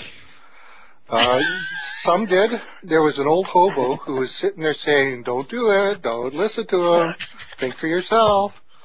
And, watch the cartoon. It's fascinating. It's from the 50s, and they knew back then. Okay. Yeah, but see, you've got that from the 50s, so that's how long it's been portrayed. And now if you talk to anybody about any kind of variation or change away from this capitalist system that we know and apparently we love, then it's automatically classified into an ism and discarded. It's discarded? The conversation stops. Well, either that or they can sell a drug to fix it. Right. But you see how the whole ism thing has been played up in our minds throughout.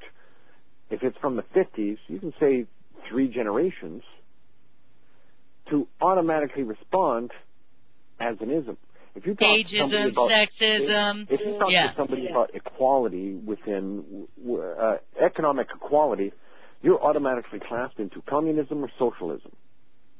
Now, why? Yeah, exactly. Why is that reaction automatic? Or capitalism, you know. But the question is, why is that reaction automatic? Why is it that these people that you try to have conversations with have an automatic response which shuts down the conversation, perhaps not on your end, but on their end? Yeah, I mean, we know the quote-unquote, individual, and believe me, I love God. You know, I've learned a lot about different religions, and I'm not going into that, but, there are certain people that would have the opinion that certain forms of religion are very, very,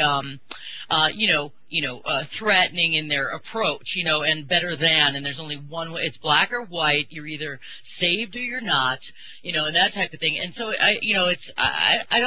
I'm not sure, that was just the point I wanted to make was, regarding the socialism thing and the communism thing or the capitalism thing or the third worldism thing, if you will. And again, that is because back in the 40s there was a speech. I still didn't look it up. I'm so guilty of a guy who wanted to define that there were nations that sided with capitalism and or the Western side of thought, theory, that type of thing, and there were nations that sided with communism / socialism. I don't know if they were divided at that point, but more of an Eastern, Anglo mentality or whatever, Eastern Hemisphere, Western Hemisphere, etc. And then there was and so it wasn't that there was a socioeconomic label on the third world, but it was a third world. There was the two worlds, capitalism and communism, and then there was the third world. So I wanted to bring that up as an interesting little point to kind of support what you're going for here. You're saying that there's a choice, communism and socialism, and then I interrupted. I think you nailed it though. I try. No, I think you nailed it inadvertently. That we automatically classify. We automatically classify because it makes us more comfortable in saying we don't want to think about it. Right. We automatically classify. Exactly. We believe in the system that works, so anything else, if we classify it, we don't even have to think about it because it's already been proven wrong. Instant gratification. It's another greedy ailment that we all ride. Classifying is just another word for familiarization. Is we want to be familiar with things and things be predictable. That's really all there is to it. When you get down to isms and political ideologies, what we're talking about is somebody else's familiarity that we tend to adopt, especially when it's flogged over our heads all our lives. Adopt and adapt. Yeah. But what we need to do is see things for ourselves and experience life for ourselves, so we don't need to worry about other people's dogma. That's what ism is. It's a dogma, where somebody says it is this way, and whoever agrees with them is going to be a follower instead of being their own leader. Okay, so here's a fine line, Nick. So you're saying that, we're talking about the people that turn their cheek, turn a blind eye to, said thought process and mentality because they don't want to deal with it. And then you're saying to within that people now choose, their mentality, I don't want to deal with that. I'm going to deal with this. So it's the same thing, is it not? Problem is we're bombarded with a lot of false messages put in there to deliberately skew our minds and skew our perspective. So if we shield ourselves from that and block that, then we can see for ourselves. And we don't need anybody to tell us how this world works. We can find out for ourselves. It is far less complicated. Well, I mean, it is complex, but that doesn't mean it's so much complicated where it's hard to figure out. Our brains are capable of very complex calculations and observations. We just got to let ourselves do that and stop being afraid to think for ourselves instead of letting bureaucrats and university priests, modern day high priests do our thinking for us. Mm-hmm. Good point. I had visions of each of the people you were speaking about. So that was very classy. I enjoyed that because it kept it universal. And, that's very interesting. Do you find, that's why we're here, that's why we are here in this conversation right now is because we're not buying into what we're being fed, and I think it leads me to, the mentality of, back, I suppose during, the Hitler era, where, there was loudspeakers and maybe a screen every now, I don't even know if they had screens, but there were loudspeakers everywhere, inundating people with thought process. At least that's what I envision. Okay, and maybe I'm wrong, maybe I watched, a bad movie, or I don't know, but I'm just saying that there was an intent, that was being inundated and all of the people's consciousness, etc. And so, what we watch is a different version of that these days. And I just came up with something as we were talking about isms and a certain status symbol, which is something that really doesn't matter, but is being shoved down our throats. It doesn't actually make a difference in what the world is, but it's being, and you know what it is? It's the Kim Kardashianism. It is. I mean, it's an entire, she's like, that's her new label when you look her up in the dictionary. You know what I mean? She's that. She's everything society collapsed about. and you know what? And she's making $500 million next year. Isn't that just our programmed idol worship at work? Yeah, that's my point. Is that it's not real. It's not real, and yet we're being told it's important because when we turn on our smartphone or we go to MSN or whatever, the first thing we'll come across is what Kim Kardashian is doing, and so and so for the unaware individual who's not looking at that as a sociological study, which I do, I tend to look at it and I go, wow, I pay attention to what it's doing to the thought process of the masses, and so that's my excuse. No, I'm just kidding. Anyway, I'm just saying, I'll study, that type of thing, but how many people are actually affected by this? No-brained zombies who really, really believe that this is news. That is a Kim Kardashian. And I don't mean Kim as a person. Not only do they watch it, they can have conversations about it. It's about that idea. It's not Kim. It's everything that Kim represents, which is something that really doesn't matter, that we can't attain, that's real, real pretty to look at, and sells me stuff. Do you think she's attractive? I don't. You know what? I'm fascinated by looking at her. I don't even know who she is. Oh my God, that is the most brilliant thing I've ever. I don't even know who she is. OJ You're lying. You are lying, I'm not lying. I haven't had a TV in 15 years. And I was starting to really I like you, haven't had a TV in 15 years. I don't have a smartphone. I don't use MSN. I don't run Windows. I run Linux. I don't even know who Kim Kardashian is. Well, you can say her name correctly, so you might. I've heard it. I've heard it many times. Okay, so there you go. So you know that it's a name that exists. I've never been intrigued enough to Google her name. It's not her name they're Googling, baby. It's a bug. Anyway, my point was, it's not about watching that show, because I don't watch it, but I can't get away, whether I like it or not, Kim Kardashian is in my face, and she's probably selling me the fact that, I can look like that too, or I can buy that, outfit, or that lip balm, or and your stepfather can turn into a homosexual overnight also. Yeah.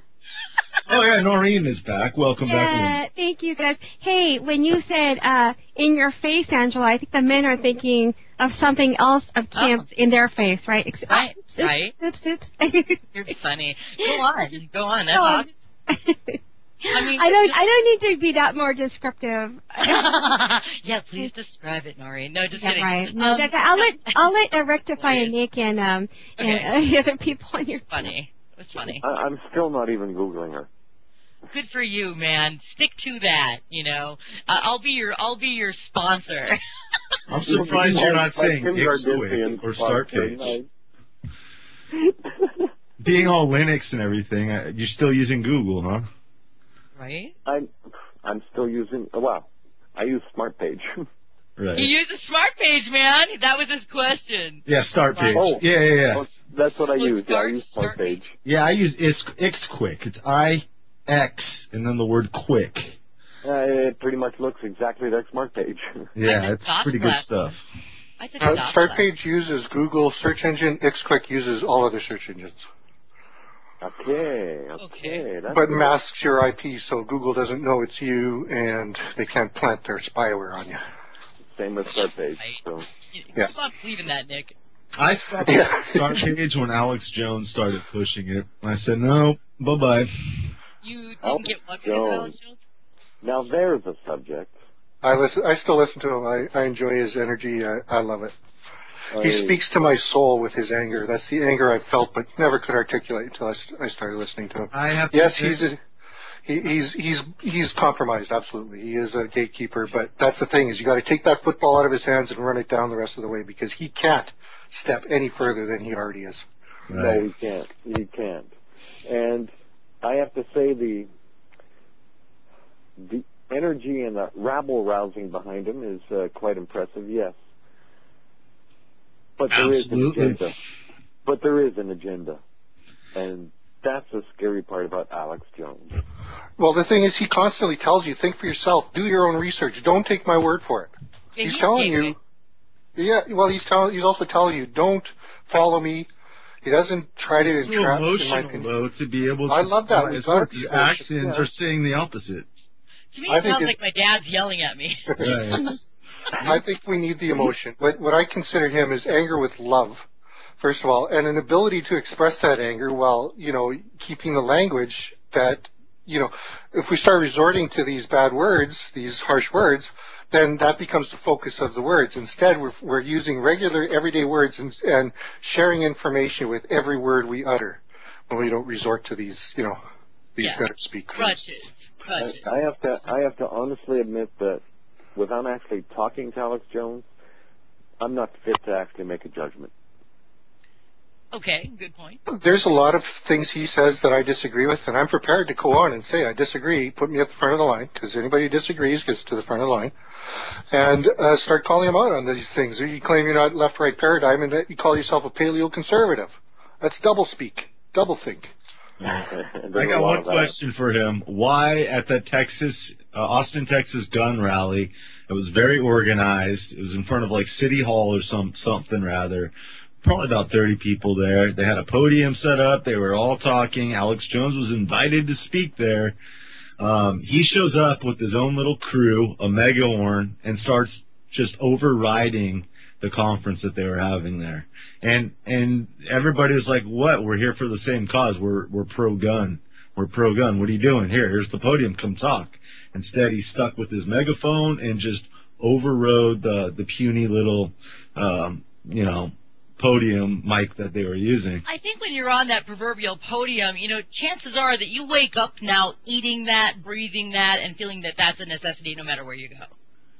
But he didn't take that invitation, that's what I'm saying. He said I think what he's saying is that Alex Jones wants to command attention. Yeah, exactly. Alex Jones wants to take over. He can't not take over. He wants to come in and sweep the attention. And he can't not take over. Like he did. Well, I mean, there's lots. Wouldn't take over. There's lots of people with a kind of a dominating personality, but if you listen to the rhetoric and what he's actually saying, it's really, to me, I see a lot of empowering. Now, I think I'm pretty good at thinking for myself, and so it's necessary, if you're going to listen to him, to do that, to compare what he's saying with what you already understand, and don't let him take that over. And I don't see him trying to take it over. Maybe I'm naive, I don't know. But the fact that he's a dominating personality isn't the central issue. That's just, some people are like that. That's what's kind of what it takes to have that gift of gab, is you become the center, the life of the party, as it were. That's just a natural thing. It's not an agenda or anything that I can see. No, I'm not saying it was an agenda. I'm just explaining what the megahorn coming in to override the puny little PA system is all about. Right. It's all about Alex Jones coming in and making a presence. Right. And that's exactly what he's good at. I do agree. And I think that was probably a mistake on his part. It's the one thing that a lot of anti-Alexers kind of latch on. I'm not saying rectify, just latch on. It's understandable he brought it up, but a lot of, because I don't see him necessarily as anti-Jones. I see him being very objective about these things. And to bring that up, but there are anti-Jonesers out there who latch onto that, and they talk about that.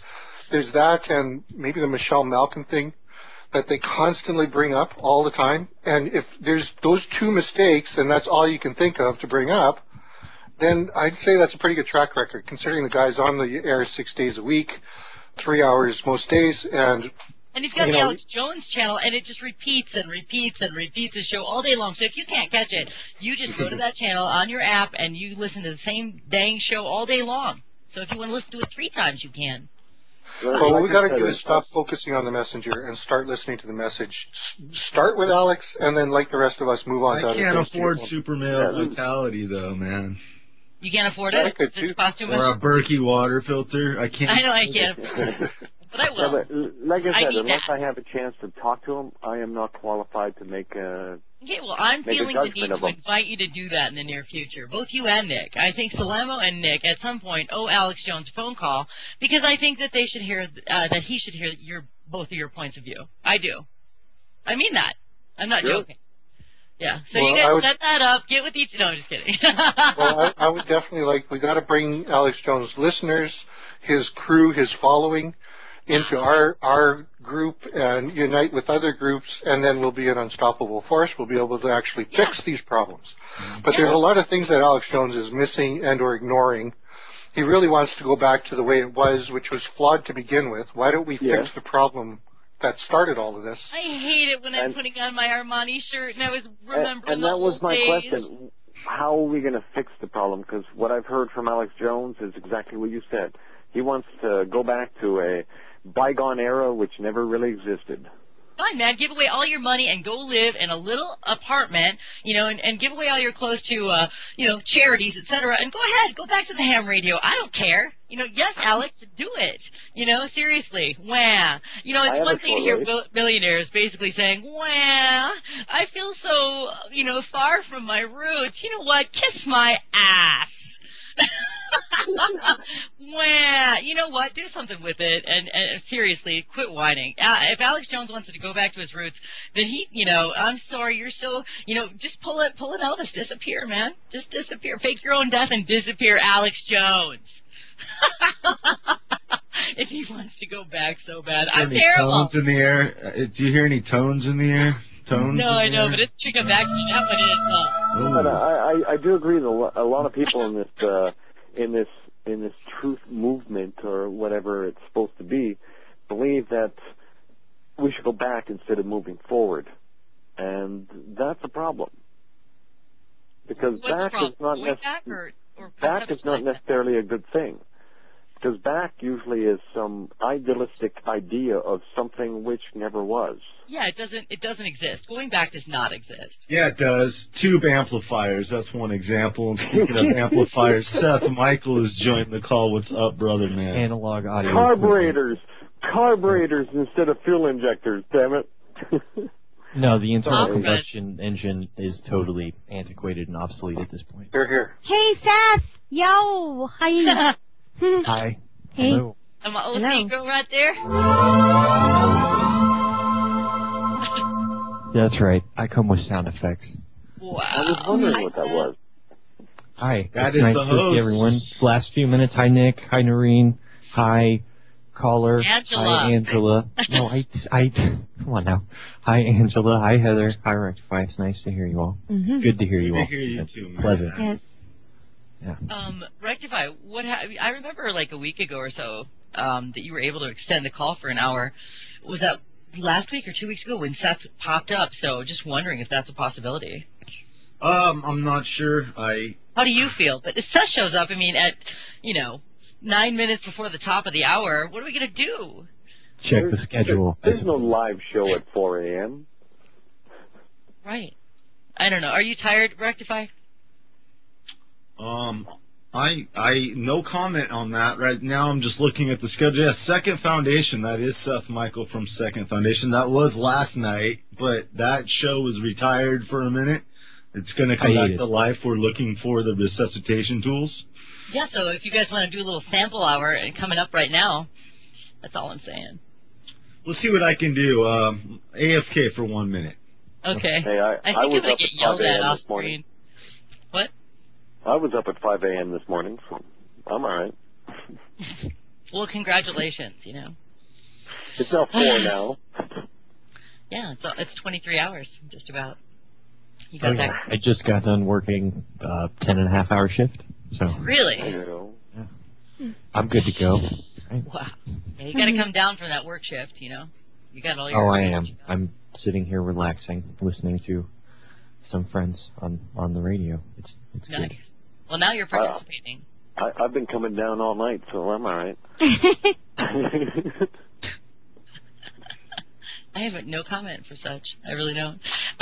Okay, so is Rex still around? No, I really don't. Like I leave that alone. I do, especially on air. It's funny. Okay. So yeah, it's just ringing. I'm not getting an answer from the studio, but let me try one more phone number. Give me 1 minute. Okay. So He's just wanting to clear it and make sure everything is all right and we're not stepping on toes, which is good. Yeah. Well, I grabbed the new phone. I put everyone on the spot with that request, so on the air, by the way. Well, that's like I said. I went out and grabbed the new phone because the other battery was going to die. So. Congratulations. Is Nick still with us too? Who is here? Pierogies. Eating pierogies? No way. Who eats pierogies? I love pierogies. It depends how close they are. How close they are to what? Where I'm at, I mean, if Nick would share, it'd take some like shipping and whatnot and right. proximity. The proximity effect. I don't know that I've ever had a pierogi. They're similar to. They might be a little tough by the time you get them. Right. It's like potato taco or something. It's a potato dumpling, right? Well, they're just kind of like bread dough mixed filled pastry, right? Yeah, pretty much. They're more like bread dough than pastry, although it's not leavened, so it's flatbread wrapped in little pockets. And these ones happen to have mashed potato and onion. Sometimes you can have potato and cheddar cheese. You can have sauerkraut. Yeah. Similar to oh goodness, beer rocks. I'm fond of beer rocks. Wait, you guys seriously don't know pierogies? Yeah, we do. That's now. more of a Canadian dish anyway. Like there's a little bit more of Ukrainian culture. At Yeah, I least was gonna say it's like Russian, or something. Yeah. Mm-hmm. Polish. They look like little baby panzerottis, but they don't have pizza stuffing. They just have potato or cottage cheese filling. Well, and one who loves pierogies would know that, pizza stuffing and or cottage cheese were not the original pierogi. No.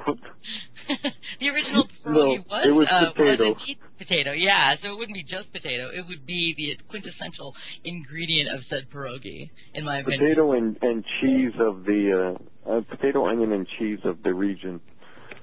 There you go. Wow, we've learned so much. It's pierogi time here. If you can find yourself a nice Ukrainian woman that will make you pierogies, it's heaven. Really? So I need to find myself a woman who will make me pierogies? Well, you can find yourself a man who makes you pierogies. It doesn't matter, but... Oh, okay. Okay, because I didn't know you said woman, and I suppose I could adopt her as my aunt or something. She could. Well, there you go. A pierogi aunt. Your job, my new auntie, is to make me pierogies. Okay, I'm making a lot of sense now. And if she's true Ukrainian, she'll be happy to do it. Yeah, not if she's my landlord. She doesn't want to make me pierogies. Although she would. I think she would if I came to her house and I asked her for pierogies. She probably would. Okay. If she's Ukrainian, she would love for you to sample her pierogies. Guaranteed. That's every Ukrainian I've ever met. I grew up in Alberta. I grew up in Alberta, that sounds like in Canada. A racist comment. You know what I mean? Like, so if she's a Ukrainian woman, she's gonna love to make you pierogies, hands down. And is that not a generalization? No, they just. Okay, it is a generalization. I got you. Yes, I will admit. Yeah, okay. But all the ones that I've met, they learn to cook from their mothers and their grandmothers, and they love to share their cooking prowess. You keep living that fantasy. Is all I'm trying to say. Keep living that fantasy. I'm trying to dig myself out of the hole. There's no escaping on that one. We know what your thoughts are. We know what your dreams are now. It's about women, maybe in some type of, cultural garb, handing you pierogies, homemade pierogies. Wow, I can't believe I'm making that joke right now. Noreen, save me. Same Oh, here. do you need a life raft or a... Is that what you need? Subject change before we make everybody starving. Not really. Oh, man. All right, Captain Angela Black, I'm going to give you the hat. It is open air. Hijacker, I believe, has not maintained any communication with the station in a while, so he would be scheduled after us. But yeah, I'll give you the captain's reins. I have a couple things I'm going to do, but I will produce for you, and I'll be in and out. Okay, is that cool? Are we good? I will hang out. I will keep you company. Okay, Seth, I don't know if I'm, Seth, your intelligence level, like when you were talking with Rectify last time I heard you guys, I was like out of my league, man. I was out of my league. I'm like, whoa, I gotta go. I can't be in this conversation. I have no idea what I'm talking about. I'm just really good at faking it. No, man, you're a true scholar, as is Rectify, as is everyone on this call. And Noreen, I don't care how much you want to hide, you're a scholar, and I know it. Scholar. Okay, cool. Cool. We're all scholars. Heather, too. She's still here. Okay, I guess we're going to a break, and I think we're going to go for another hour. Okay, and I'll talk to you shortly. Hold on, Rebels Radio, ready to start.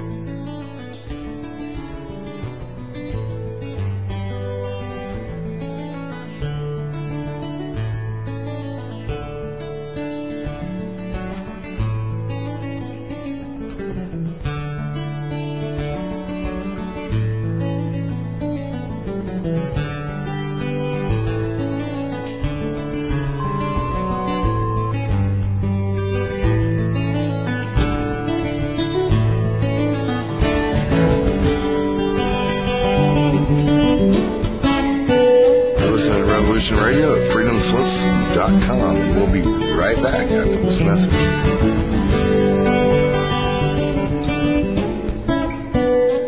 Don't make me angry. You wouldn't like me when I'm angry. See how the trouble you've started? Join us here on Revolution Radio, Monday through Friday, 2 p.m. Eastern on Studio B, for a politician, patriot, social savant, businessman, former investment banker, and Veterans Today columnist, Mike Harris. Listen to Mike as he exposes the corruption, sedition, and terrorism within our own government. He knows our system is flawed and that obstruction of justice is all too commonplace. His show, Short End of the Stick, pokes at this corruption with eloquent style. That's Monday through Friday, 2 p.m. Studio B for the Short End of the Stick with the man who should have been elected governor of Arizona, Mike Harris. That's right here on Revolution Radio.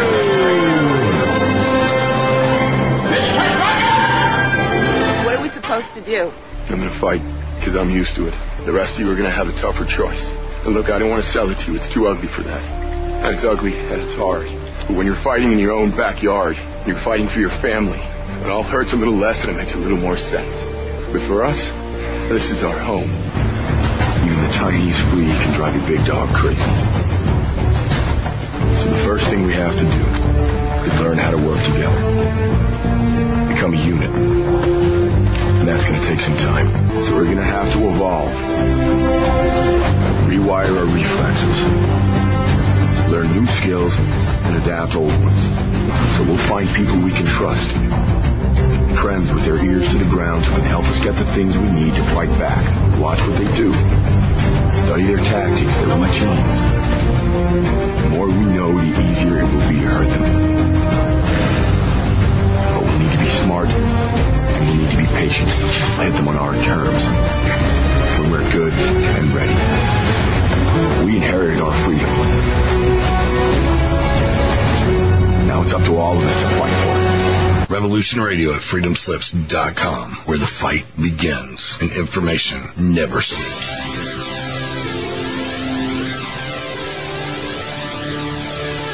He wants a challenge. Let's give him one. The voice that whispers in your ears are the screams that you feel. The mind you cannot defy is the heart that rules mankind. The people who made you are the gods that will save you. And I am Steve Travesty. I am the voice, the ghost, in the Machine. Ghost in the Machine, Tuesdays, 8 p.m., Studio A. Right here, Revolution Radio, freedomslips.com, where information never sleeps. You need some more speed records in this day and age. You need coverage. Coverage? Oh, you mean them little root weevils that crawl around popping off cameras in your face? Those root weevils write history. Many of you know that quote by Jack Nicholson in A Few Good Men. You can't handle the truth. Well, you can, and Event Horizons will give you those truths. So when you're mad as hell and not going to take it anymore from that memorable senior network, you'll know just what to do. We will draw you in and become your news addiction at Event Horizons. Join us Monday through Friday from 10 a.m. to noon Eastern Time at freedomslips.com. At Revolution Radio. Our world team members are Dennis Fetcho, John Ilias, David Dunger, Hyla Cass, MD, Melanie Bridgeton, Jim Mars, Paula Harris, John Trallo, Maria Payan, Christopher Husser, DODDS, Jonathan Orchard, and me, your anchor, Dr. Robin Falco. If you decide not to volunteer, it will not be held against you in any way. Sounds dangerous. It is. Very dangerous. Count me in. And that's right here, Revolution Radio, freedomslips.com, where information never sleeps.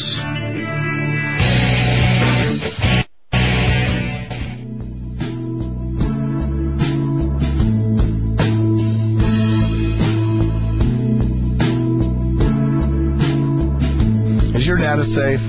Do you have the necessary information to assist you in confidently living through just about any survival situation? Is survival and gardening, off-grid living, medical knowledge, or even natural or man-made EMPs on your list of personal concerns? Do you have your documents and your personal information in a safe place in your hands where you know where it is? Well, check out our preloaded EMP-proof thumb drive. Over 3 gigs of survival documents and how-tos, plus the USDA offline food preservation website, and much, much more, including a surprise bonus we just can't tell you about here. With plenty of room left over to store your most important documents. Imagine if a megavirus or computer failure took out your bank, or all the banks for that matter. Are your banking records safe in your hands? So when they get things fixed and repaired, you can say, hey, look, this is what I had. You have it. I want it back. Is your personal data safe? Family records, addresses, phone numbers? Well, squeeze on over to freedomslips.com. Yes, that's www.freedomslips.com. Click the banner on the homepage for the EMP-proof bullet drive to get the full scoop of everything that we offer. So, folks, keep your data safe for your peace of mind. Revolution Radio, freedomslips.com. You don't need to expect us. We're already here.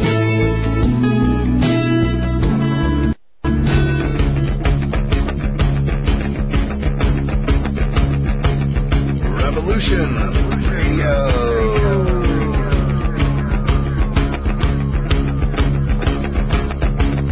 You're listening to Revolution Radio, freedomslips.com, 100% listener-supported radio, and now we return you to your host.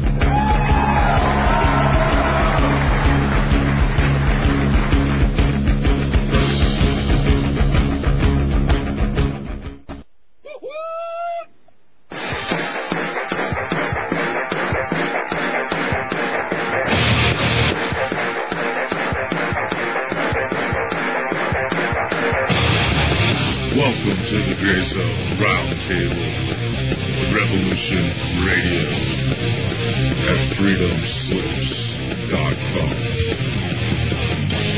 100% listener-supported radio.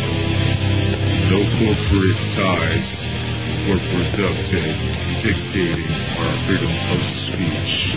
It shall remain that way as long as we are supported by you. Join us, 347-688-2902. Enter the Gray Zone.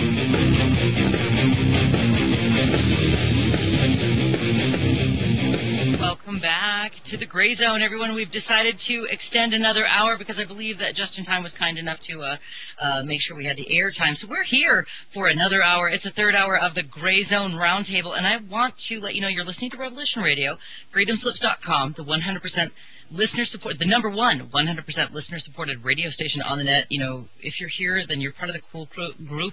So please stay, find a way to donate.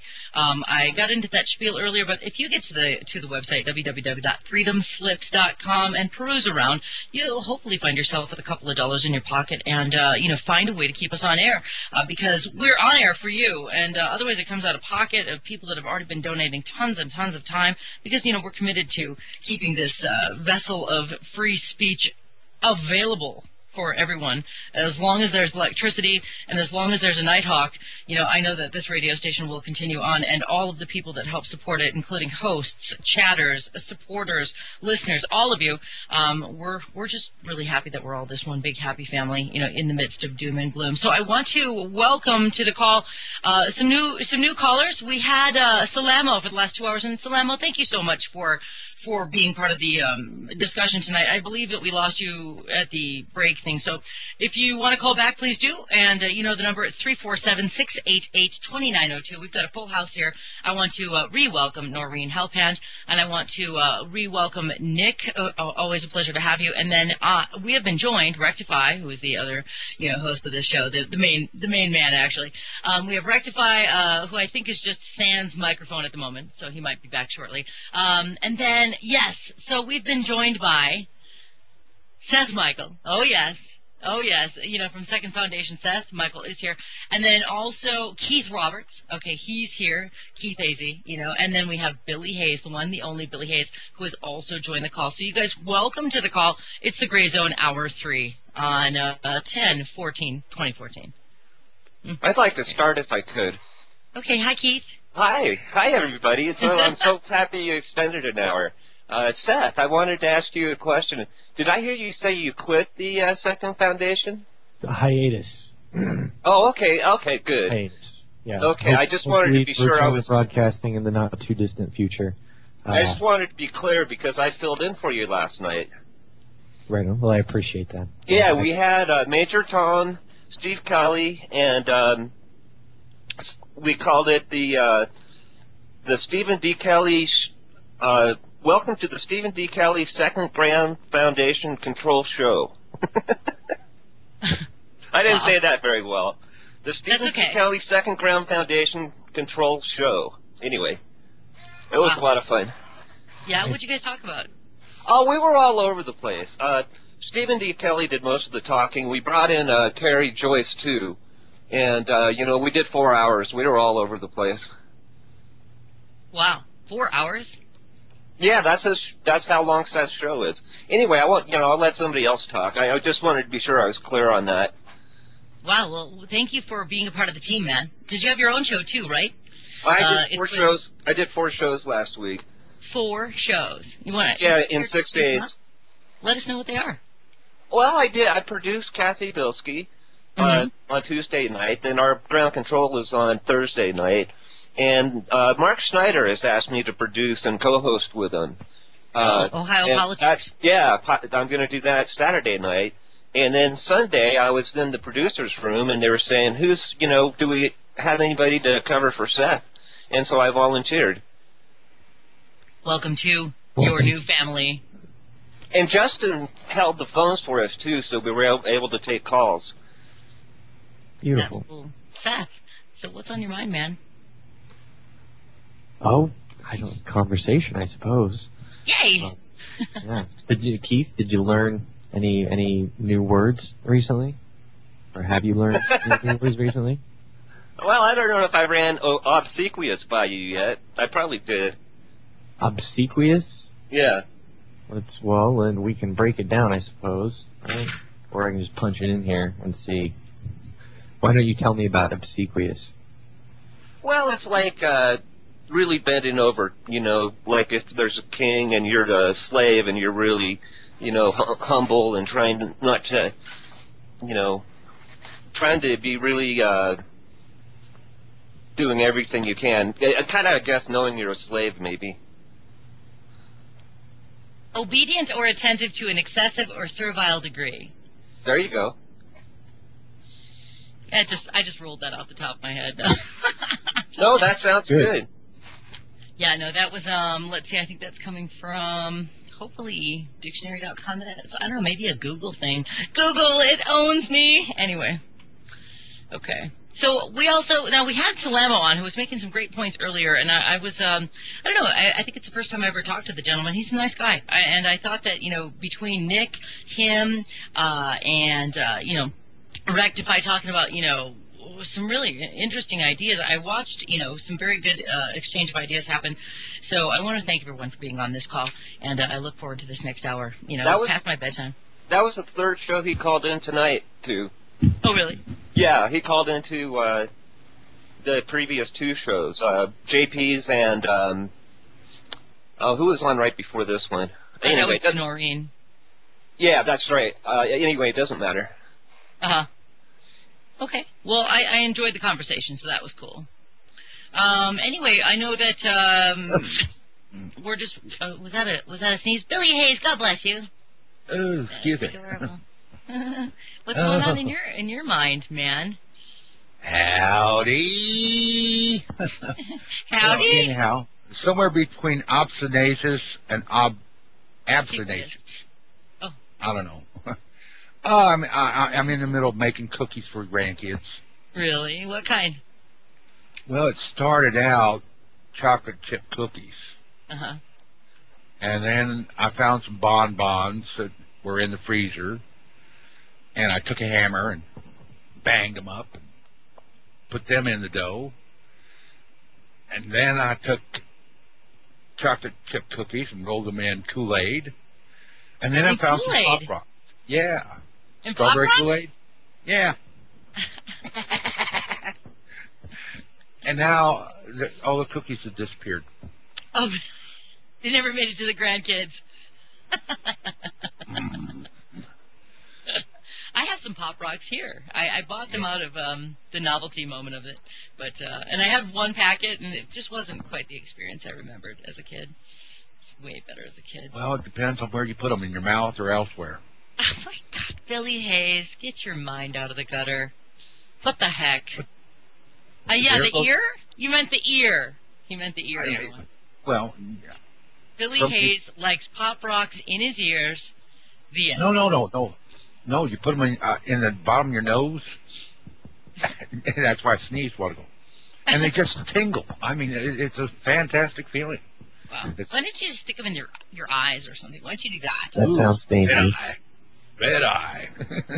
Obsequious, late 15th century, prompt to serve, from Middle French, obsequious, or that's probably not how that's pronounced actually. From Latin, obsequiosus, compliant or obedient, obsequium, compliance. But the roots are ob and sequi, right? So ob is after and sequi is to follow. So essentially, it comes back to follow after something. Yeah, like a good slave. I mean, like a good servant. Yeah. Of a fawning sycophantic had emerged by the 1590s. That's pretty early. So yeah, there you go. There's. So they took what would be an obedient servant and then turned it into some type of a sexual reference. Is that what you're saying? No. Or a what kind of reference did they turn it into? I'm sorry, I was still on Billy Hayes and the Pop Rocks. A blind follower, basically. Okay, a blind follower? Essentially. But you were saying that they made it to where they were making fun of that individual? Yeah, pejorative sense of a fawning sycophantic had emerged by the 1590s. This is coming from the online etymology dictionary. Okay. And do you... And the new version of that is aged sheeple. Hey, I gotta say this, Seth. You've got your delivery, your style. You should do what do you call like an online etymology. They should use your voice, because you can make like anything sound like like good. Anything. So Please there you step go. over to these jagged rocks and put your feet upon them. Yeah. Yeah. He could make anything sound good. I could make tapes for people who suffer from like anxiety attacks All of it. You could do anything. In You through the could probably nose. teach people who Out stutter. through the You could nose. probably help them. Mm-hmm. Think about it.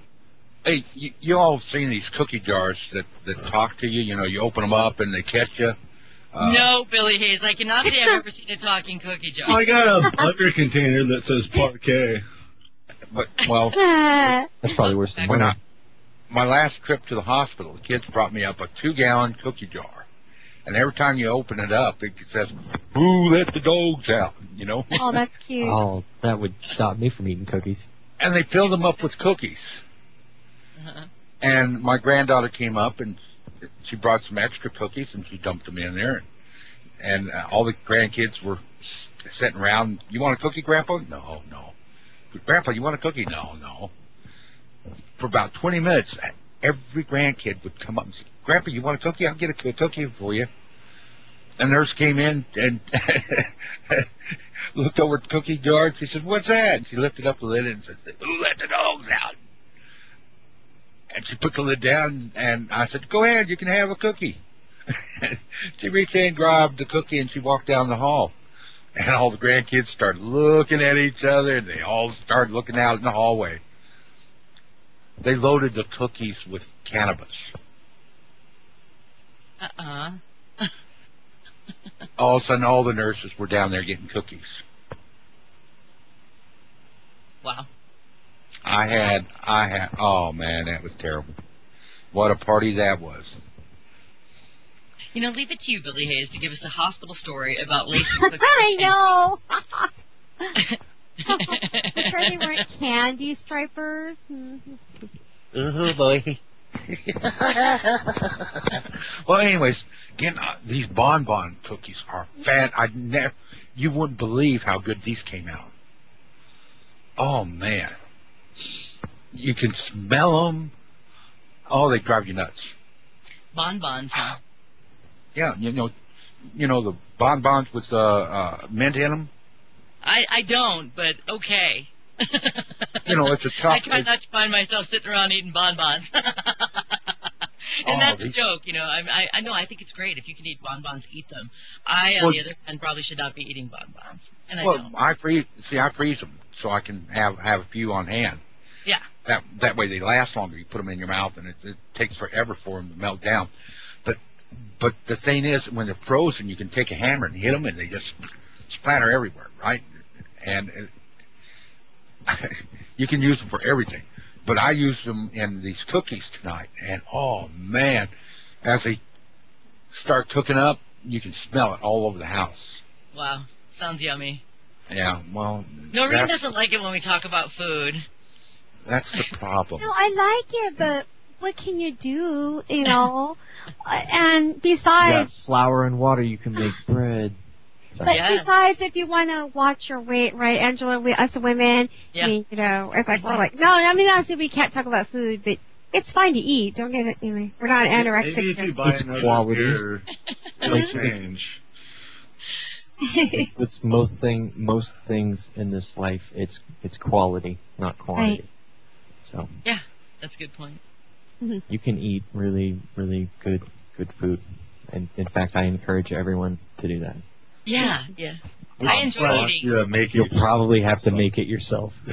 Yeah, and I do. You know, that's the thing, and it's a passion, and it's something that you know, making your own food is something that doesn't happen with a lot of people who are very busy and commuting and this type of thing. So, you know, once in a while when I think I'm bored, you guys, you know, in the mountains here, and I'm in my kitchen and I'm you know, cutting up fresh food and making something, and I'm like, whoa, you know what? I just adjusted my attitude because I realized how lucky I was, you know, and I do, and I have to remember to do that on a regular basis, because fresh food and preparing it so you know what's in your, you know, what you're consuming in your food is so, it's wonderful. Like it's hard for me to eat other food, you know. What's the secret ingredient when you cook it yourself? What's my secret ingredient? Yeah, love. Yeah, there you go. Seth got it first. Right. Yeah, I've gotten into I eat a lot of pizza, and so I make a lot of pizza at home, and I've gotten it down to an art form. Really? Not that it wasn't already, but yeah, I can go from scratch and be eating pizza in like half an hour. Well, you know who you share that. You know what? It's interesting that Rectify is. He thinks very highly of you, as he does all of us, of course. But we all do, Seth. My point is that Rectify is also kind of close with a guy named Audio Murphy, and he has also perfected the pizza. So I just want you to know that you guys have something in common. Oh, I haven't perfected it. I think you need some of that water from New York if you want perfect. Yeah. That's He doesn't think so. I think he's in Canada, but he did not agree with the New York water theory. Thought that their pizza was not as good. We've had pizza discussions, Audio and I. I believe that. So I just want you to know that I see a cooking show in the near future for you. That is certainly what the world needs now. Yeah, Seth Michael on a cooking show. Yeah. I'd watch it. We're just going to find what we have in the cabinets. Right. That's right. Maybe that's what I ought to do. Maybe I ought to start a cooking show on Freedom Slips. I'm just here to inspire, Billy Hayes. I think you should, too. I think that I would love to watch you pound bonbons with a hammer. That's what I want. I would watch that. I would even watch the ads. From a hospital bed. With the nurse. Yeah. Don't say that, Rectify. Now I put that in my sexual book now. Oh, man. Banging bonbons. They were good for everything. We got to get him in Hollywood. Terrible. Well, you heard about my skunk butt, right? No. And I'm scared. Oh, what are those critters? The night. Did the doctors get rid of the dick for on your shoulder? No.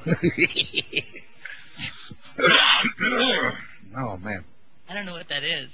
What is that? You got. Am I supposed to say that? What's a?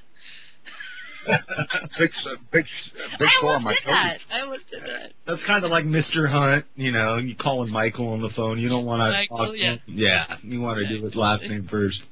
Yeah. I almost asked what, I almost did it. I take the Google. Well, during one program I was cooking some possum here. The neighbors brought in. No, you were Put not. It, possum in a pit. You know how you.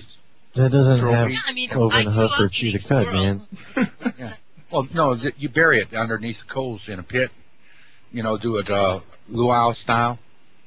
Okay. Because of all the grease.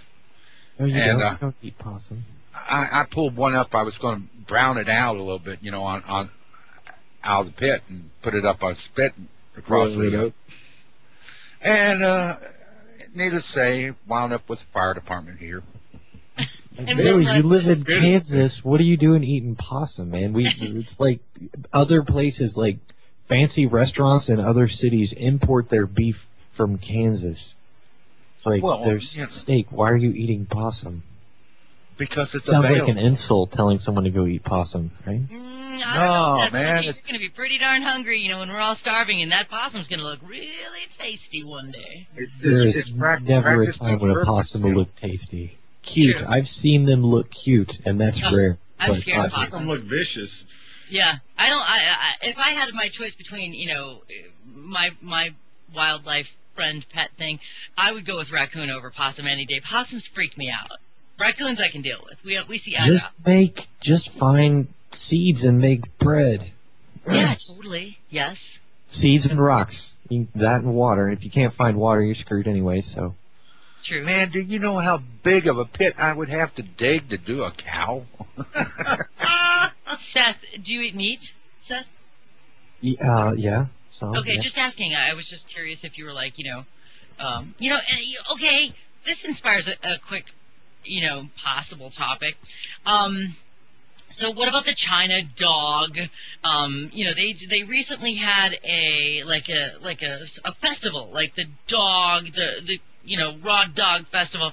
Like this is a huge celebration. Like they eat dog and they're selling dog and they skin dog and it's a big deal if you look at the dog and it's hanging in the local markets, etc. And like, who are we to really decide that, God, it's so sad to me. It freaks me out beyond comprehension. However, I don't have 1 billion people in my country, and I eat other animals. Why am I, and I am not a fan of, killing one's, best friend for dinner or whatever. I'm just wondering why we get to judge one animal's killing This is why or how. Hey, don't blame it on sorry, Seth, before you bring this up, don't blame it on just Asia, though, because here in the United States, here in California even, in Sunol, California, Sunol, Bosco Ramos was a dog elected honorary mayor of the unincorporated community.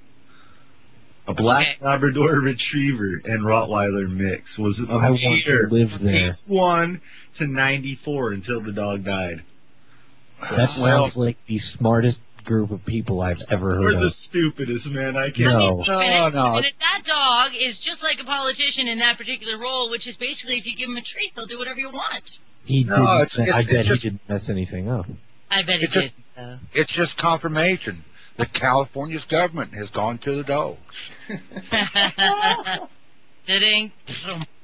It's Sorry, just that, Seth. Good. we'd all eat well and be petted often. I say let the dogs. I still wouldn't lick my ass. Well, you know, it really, you think about it, that's what politicians do. Politicians walk around. That's all they do is walk around sniffing each other's butts. Yeah, I mean, What's up with the butt tonight, you guys? What's up with the butt theme, man? Returning to what Angela was talking about originally is, you know, what it comes back to is, well, what determines what is, you know, edible. Yeah, good to eat, but not even necessarily edible, because you can consume a lot of things that should not be eaten, so they are edible, but not necessarily fit or proper to be consumed. Mm-hmm. So it comes to, you know, who tells you what to eat, essentially. Mm-hmm. Is it the FDA, you know, or what's the other one that's the same thing? You know, is it the state? Is it the city you live in? Is it, you know, who determines what is fit and proper to eat? There are cultures on this planet to this day that eat, you name it, they eat it. So, yeah, so, I mean, Seth, okay, so I guess what you're saying is that possum would never look good to you, but at the same time, I mean, if you were hungry enough, no, it's not would you that. eat possum? No, I would. You would never eat the possum? No, I would not eat a possum. And it's because it's not, you know, the way that I determine what is fit and proper to eat, you know, is excludes possum from the list. Okay. What else is excluded? I mean, is that your own personal list? I mean, may I ask this? Am I going way too deep? No, it's fine. I didn't want to talk about it. I wouldn't talk about it. It's, you know, as far as flesh goes, you know, meat, cloven hoof and chews the cud. That's pretty simple and straightforward and easy. You know, so deer would be okay. Venison, beef, obviously, bison, lamb, goat, things like that. You know, grazing animals. Okay, and fowl.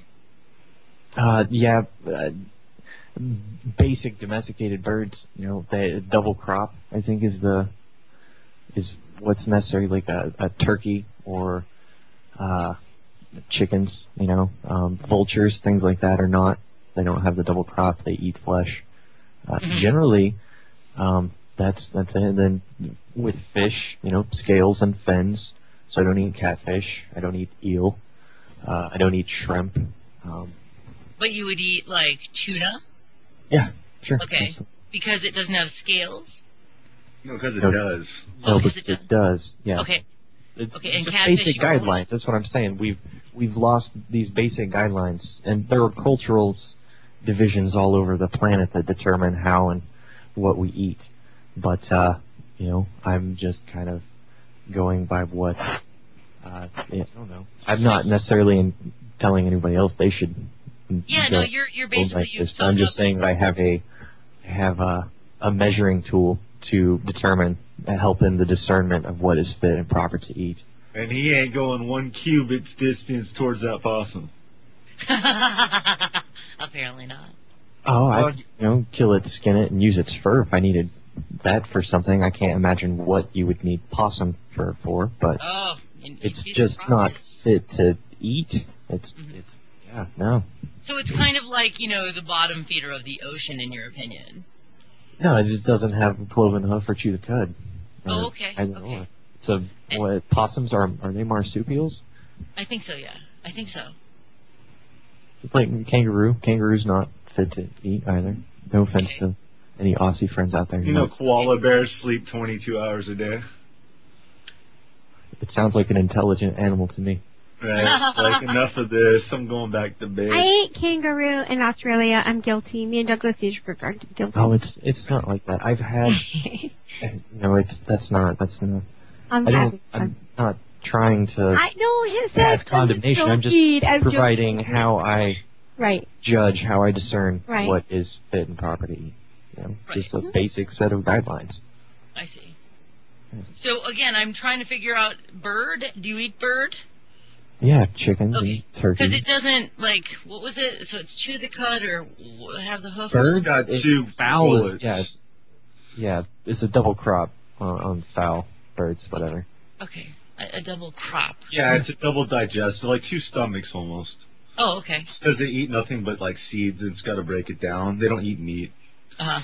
But like a vulture. Well, some of them do. Unfortunately, some of them are fed ground up chicken. Right, they're cool. I mean, they don't. Yeah, that's what's everything's twisted now. Yay, society. Just thought I'd throw that in well, there. like chickens and turkeys. Chickens and turkeys have to eat rocks in order to, little pebbles, in order to digest their food. So I used to raise pigeons, and you had to give them oyster shells just for that reason. Same with tropical birds. They need certain pebbles. But also, don't forget, a lot of birds eat worms and insects. So those are carnivores. Indeed. Then Billy eats everything. Wow. But I can't, I've tried twice and I will never try again, but I can't eat uni, sea urchin. It just does not make sense to me. Like, I don't get it. Like, I just go, why? And like, I can't imagine being put into a situation where that would even be an option. I eat it. That's my favorite. Okay, I don't mean to sound. You really like it? Oh, you know what? I didn't like it at first because I thought it looked weird, but once I started eating it, that became one of my favorites. However, really? you guys, however, it is one of the most expensive seafood items. I mean, it has to be totally fresh. It is good though, but yeah. I've tried it and it makes me speechless. It's bottom of the sea sludge eating bottom of the sea sludge. Yeah. And I'm just like, whoa, and that's a delicacy. Hey, that's some good capitalism. Well, that's some good marketing. Not only that, but don't forget that before we came along and started dumping oil and garbage down, right, that's true. The bottom of the sea sludge was just, lichens and moss. True.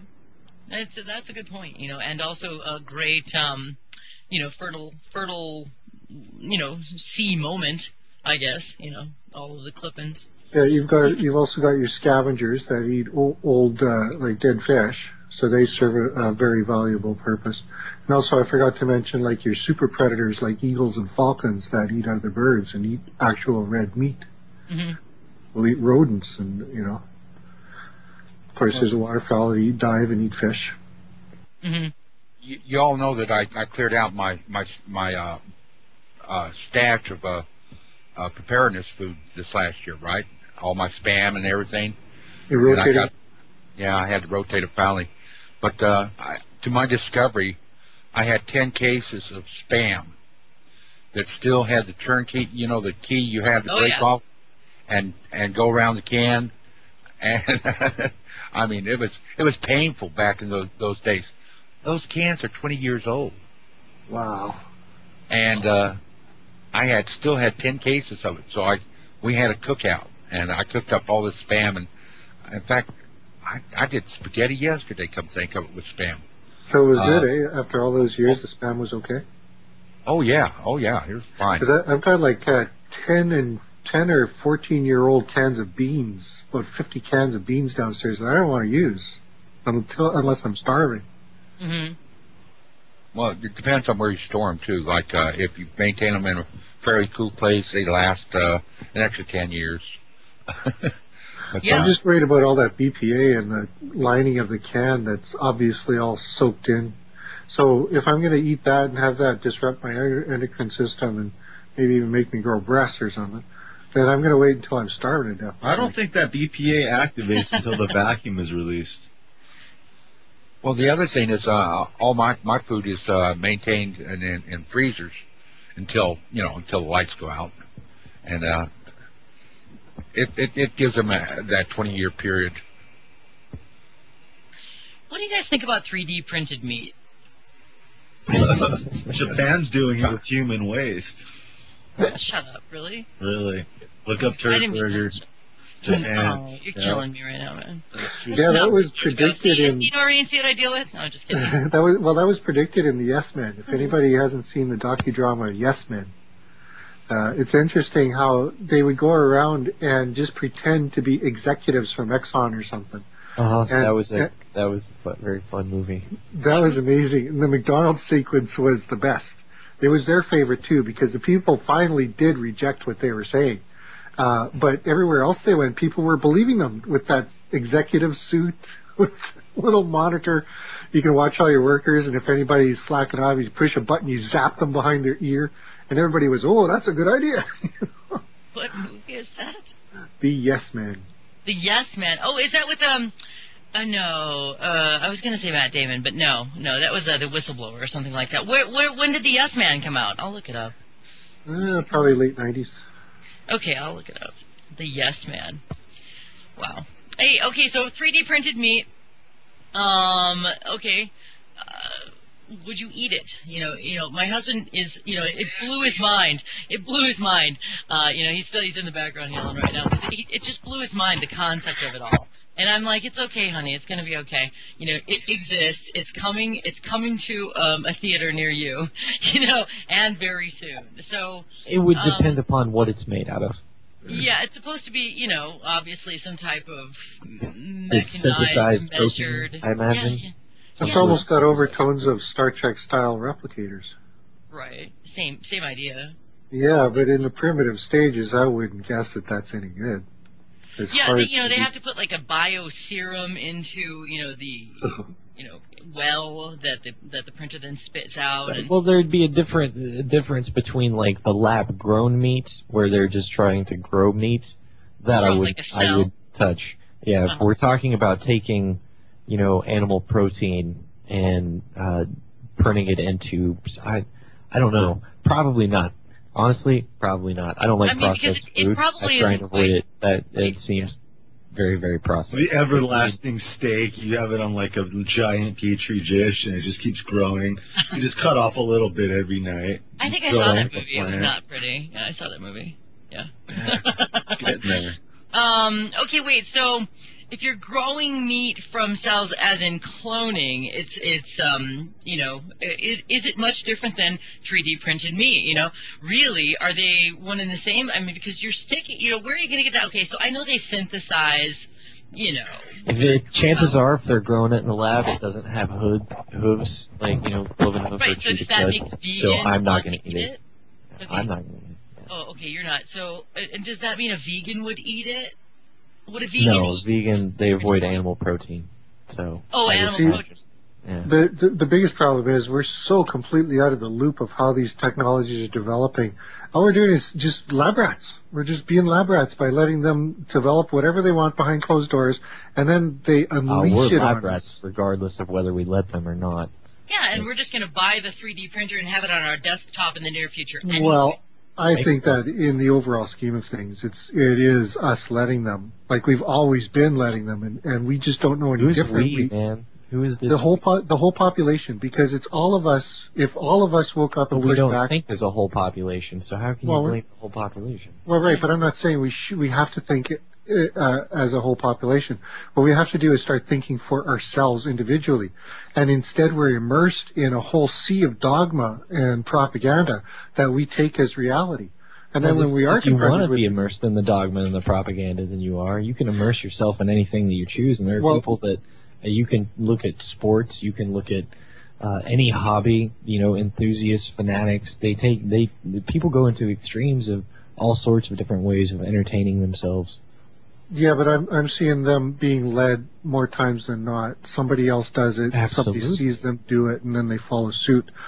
But the problem is we are literally immersed in a sea of lies, and it's very difficult. That's, I think, what we're doing here right now is trying to sort out how can we distinguish between what's presented for us and what we're really seeing and what we're able to create with our own hands and eyes and brain. Well, I suggested one manner of discerning what's good to eat. It's relatively basic, but at the same time, incredibly important. Yeah, we don't have even a glimmer of scratching the surface of how our body works and our body biochemistry. That's something that should be taught in school, but obviously is conspicuously absent. If anybody will agree that nutrition has everything to do with health, and yet doctors are not taught anything about nutrition. Most doctors' wives know more about nutrition than doctors. So as much as nutrition has to do with health, that's exactly how much doctors don't have to do with health, which is everything. By the way, or husbands, you said doctors' wives, but we also have to go with the fact that it could be spouses. I apologize. Yeah, thank you. Okay. Wow. I got this visual all of a sudden. Thanksgiving by 3D printer. In the middle of the table, it says, brought to you by GMOs. I just want my hoverboard. Where's my hoverboard? Where's my jet? Yeah, you know, they got it right now. Steven Spielberg said that those will be around by next year. That Back to the Future Part 2 was in the year 2015 is where they were. I know. That's what I'm saying. Yeah. Here's my hoverboard. Well, I guess we'll be there next year. Hover cars too. Yeah. Probably not. They're real set on this whole let's burn gasoline thing. Yeah, they really are. That's why we're going to war to blow up the world and make sure everybody just sucks on the oil.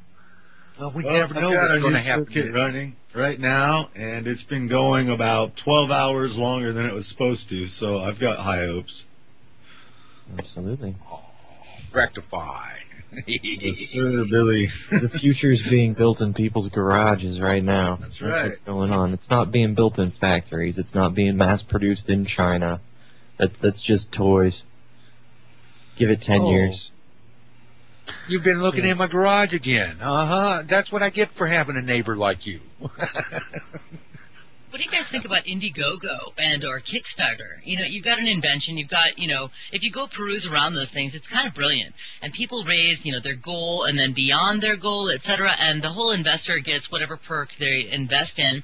And, so people with ideas that they're building in their garage, Seth, and, Rectify, everybody here on this call, except for me. I'm just still trying to get rid of stuff. Anyway, so you take that to these particular websites and you maybe do a little, a presentation video and, maybe come up with your slight perk business plan, how much money you need, and then people pledge, and then all of a sudden you can, they made a movie on it recently, but there's a guy with Sonic technology right now, and he basically wants to develop hoverboard technology and is asking for donations, etc., right on Indiegogo right now, one of the current projects. So, yeah, I mean, and he demonstrates that he has capability to manipulate, matter with sound, and so he just wants to take it to the next level and is looking for investor money to do so, and there it is, right in front of you. It's amazing. There's rich people, I guess, with fat pockets that sit around looking for easy investments. Absolutely. They do exist. Must be nice.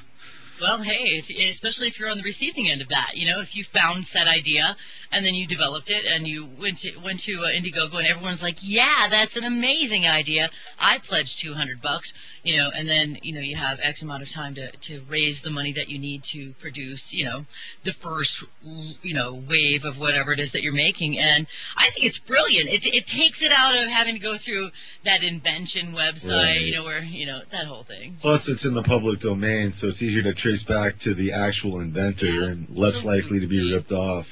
Well said, Rectify. That is correct. I'll have to check that out. Yeah. You should. And Billy, you should definitely do a cooking show. And I'm not sure, Seth. I mean, maybe you should do a cooking show, too.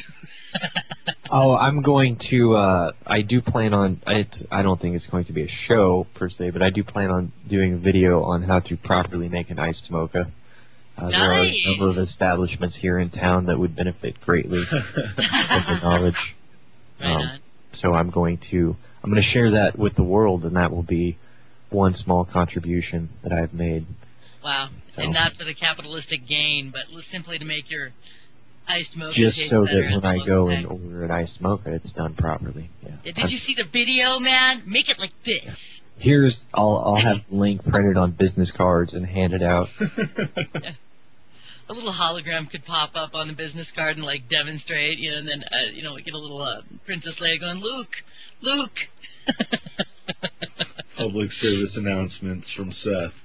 Yeah, dude, how to make an iced mocha. Absolutely. Wow. Yeah, That's I'm high. looking You got some at big goals there, man. 4:43 in the morning on the East Coast. Yeah, it's late. Hey, Rectify. I got a good one for next time you have to go to the hospital. Hey, knock on wood. Never. No lie, don't say If that. you ever do. Uh-huh. What's up? Go get when you first check in, get someone to bring up a shower curtain, a clear shower curtain, and install it on the rails. So when they pull the curtain, it's all clear. It really zonks the nurses. It's like, And then there's, of course, the reference to all clear. Yeah, so clear. well, with this Ebola virus going around, I figured that'd be the best thing in the world. You know, at least you can see where the germs are. I don't buy it. I think it's bigger and something far more scary and out of our control. By the way, Go ahead. Rectify. Congratulations. 59 days, you said? Yes, sir. Right on, man. That is I'm so happy to hear that. Thanks, man. How long are you going now? No smoking. Yeah, about the same amount. I actually wrote it down on my calendar. It's been about 10 or 12 weeks now. I'm probably around 10. Right on. Awesome. And I decided to go the other way. It's time for me to try everything. Why not, right?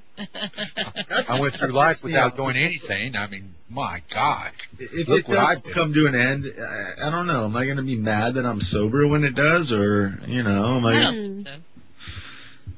Who knows? That's a It's good all just so question. fickle. Fickle. That's the word of the day. Fickle. Mhm. Everybody's so fickle. They're fickle as a pickle.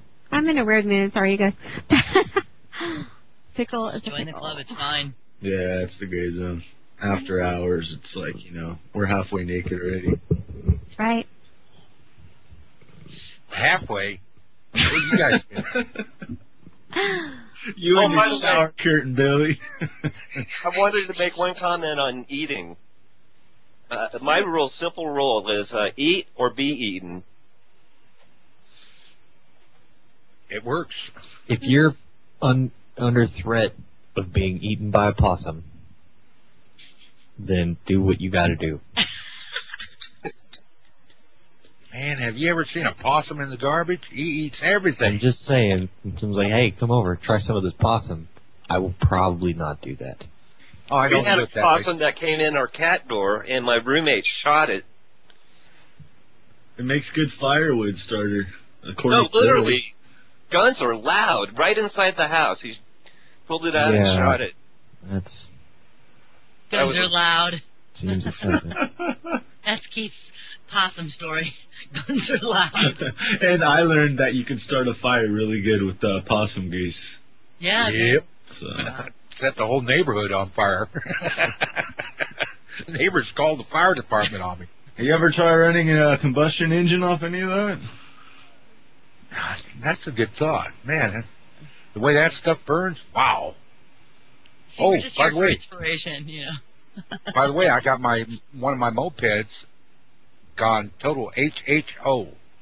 I have not put a drop of gas in it in 4 months. The Brown's gas. You're running it on water effectively. That and a little bit of electricity to get the hydrogen out. That's it. Electrolysis. Nice. I had to install a generator into it, and that runs off the wheel, and an extra big battery, so I can only do 35 miles an hour. And I've got pulled over by the cops going into Hayes about 4 times now. Hey, we're going that's the future. I think most of the military, most of the sea crew of the Navy are mostly powered by seawater now. I don't even think they're like retiring all the nuke cores, and they're doing all electrolysis, hydrogen. I think even the X-35B might even have some of that technology on board. Solar panels being its generator source. No, it falls in a radiant beam. It's got 3 different engine systems in it. Who knows? Is it? I heard recently that it might even be used to create an artificial gravity well to actually direct asteroids. Yeah, I think they've had anti-gravity for quite a long time. That's just nuts. So we have a plane that's been up there for years and years without refueling. It's unmanned, and it's up in an orbit that's almost zero gravity. Is that correct? That is correct. It's a mini shuttle is what it is, without a man. And it is electronic qualified. I mean, it's got... They've got so many versions of it that are electronically detrimental to each other, it's pathetic. They got XB-47Bs following XB-47Bs for tracking.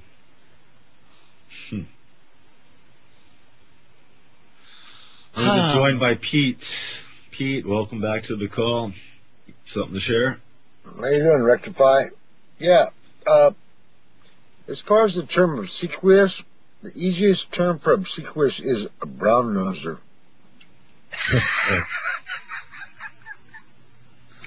We established that, yes. Yes. Literally, sycophantic. Literally it means to follow after. Yeah, exactly. I told you this is the night of the bot. I wasn't joking. I said it like 6 times tonight. You guys missed it every time. And every time I say it, somebody mentions it tonight. I am here to take your blood. Sounds like funeral music. Oh. Hey, it is Halloween coming up. You know that? I didn't even realize that was a genre.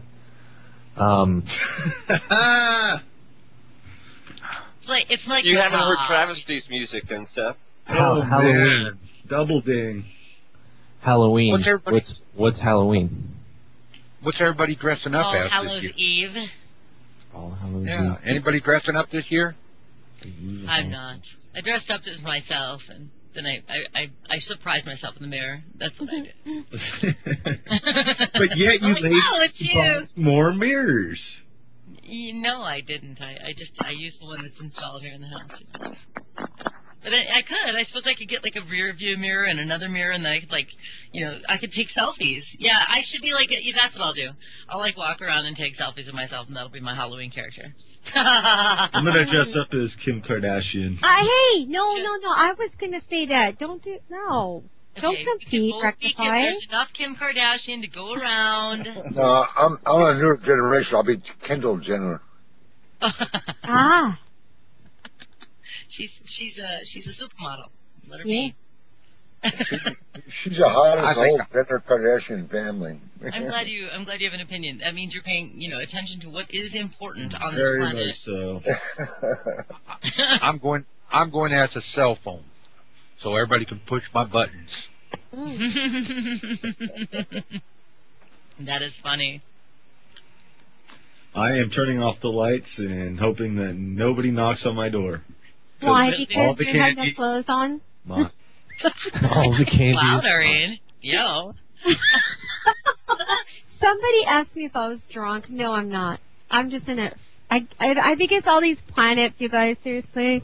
Yeah, it's crazy. It's late. It is. It really is. Yeah, I missed the show last week because I had a bout of 3 days with no sleep. Like, what the heck's going on here? That's tough. Oh, I'm handing out toothpicks. Angela. Yes. You did mention Planet X earlier. Why just so briefly? I don't know. We just got onto a bunch of different topics, but yeah, it was a thought process that I had in my mind. People are talking about it. It is showing up. I would have opened it up to topic today, to a conversation, but we just kind of went with wherever we were going. So there was no purpose in my brevity of Planet X. Did you hear about the 7.4 earthquake in Ecuador? No. About 3 hours ago? No, I did not. Yeah, I did. Somebody in chat brought it up. Oh, really? 7.4 is pretty big. Yeah. But it was off the coast, I think, so it does not affect... Yeah, it was like 65 miles off the coast. Yeah. Right. Okay. Well, hope it doesn't make a, huge tsunami. There's no, they originally had a tsunami warning, they lifted it here.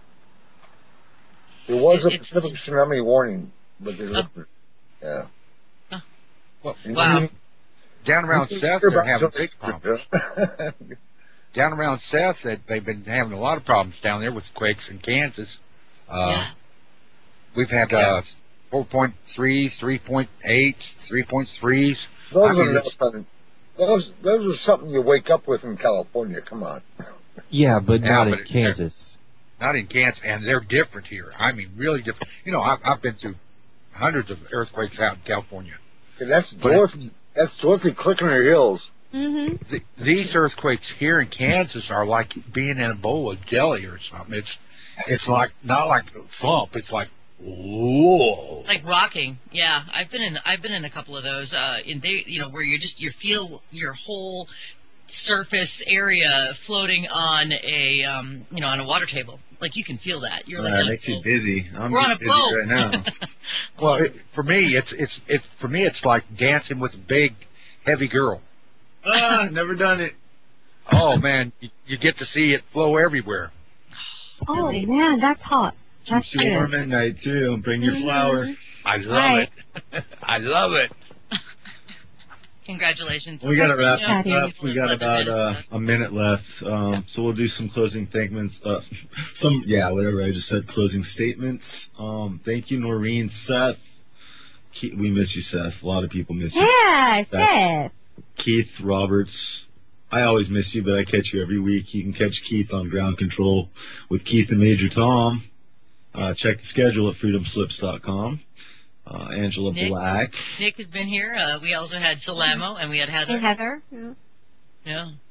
Good times, good round table. Can't complain. Yeah. It is the gray zone, a little bit weird, but there's some of us out there, so I hope we're fit to your tastes. I thought it was a great 3-hour conversation, and thank you, Billy and Keith and Seth for joining us in the third hour as well. That was awesome. The gray zone where everybody talks about what everybody don't talk about. Oh, is that it? We get bored of all the doom. Yeah, you're all gonna die, all right? Moving on. Everybody dies. Some twice. Mm-hmm. Yeah. Well, Henry Kissinger doesn't die. I don't know. They just keep reanimating him, right? Yeah, exactly. Yep. Yeah, old politicians don't just die. They just keep reanimating. They 3D print a new one of them. Yeah. Hey, exactly. I don't know. What are you talking about the programmer? He types it up. It's my fourth time in the light. Thanks, everybody out there. Number one listener-supported station, Revolution Radio. We appreciate your ears, and I hope you appreciate our mouths. Have a great week. We'll see you next week on The Gray Zone. Later.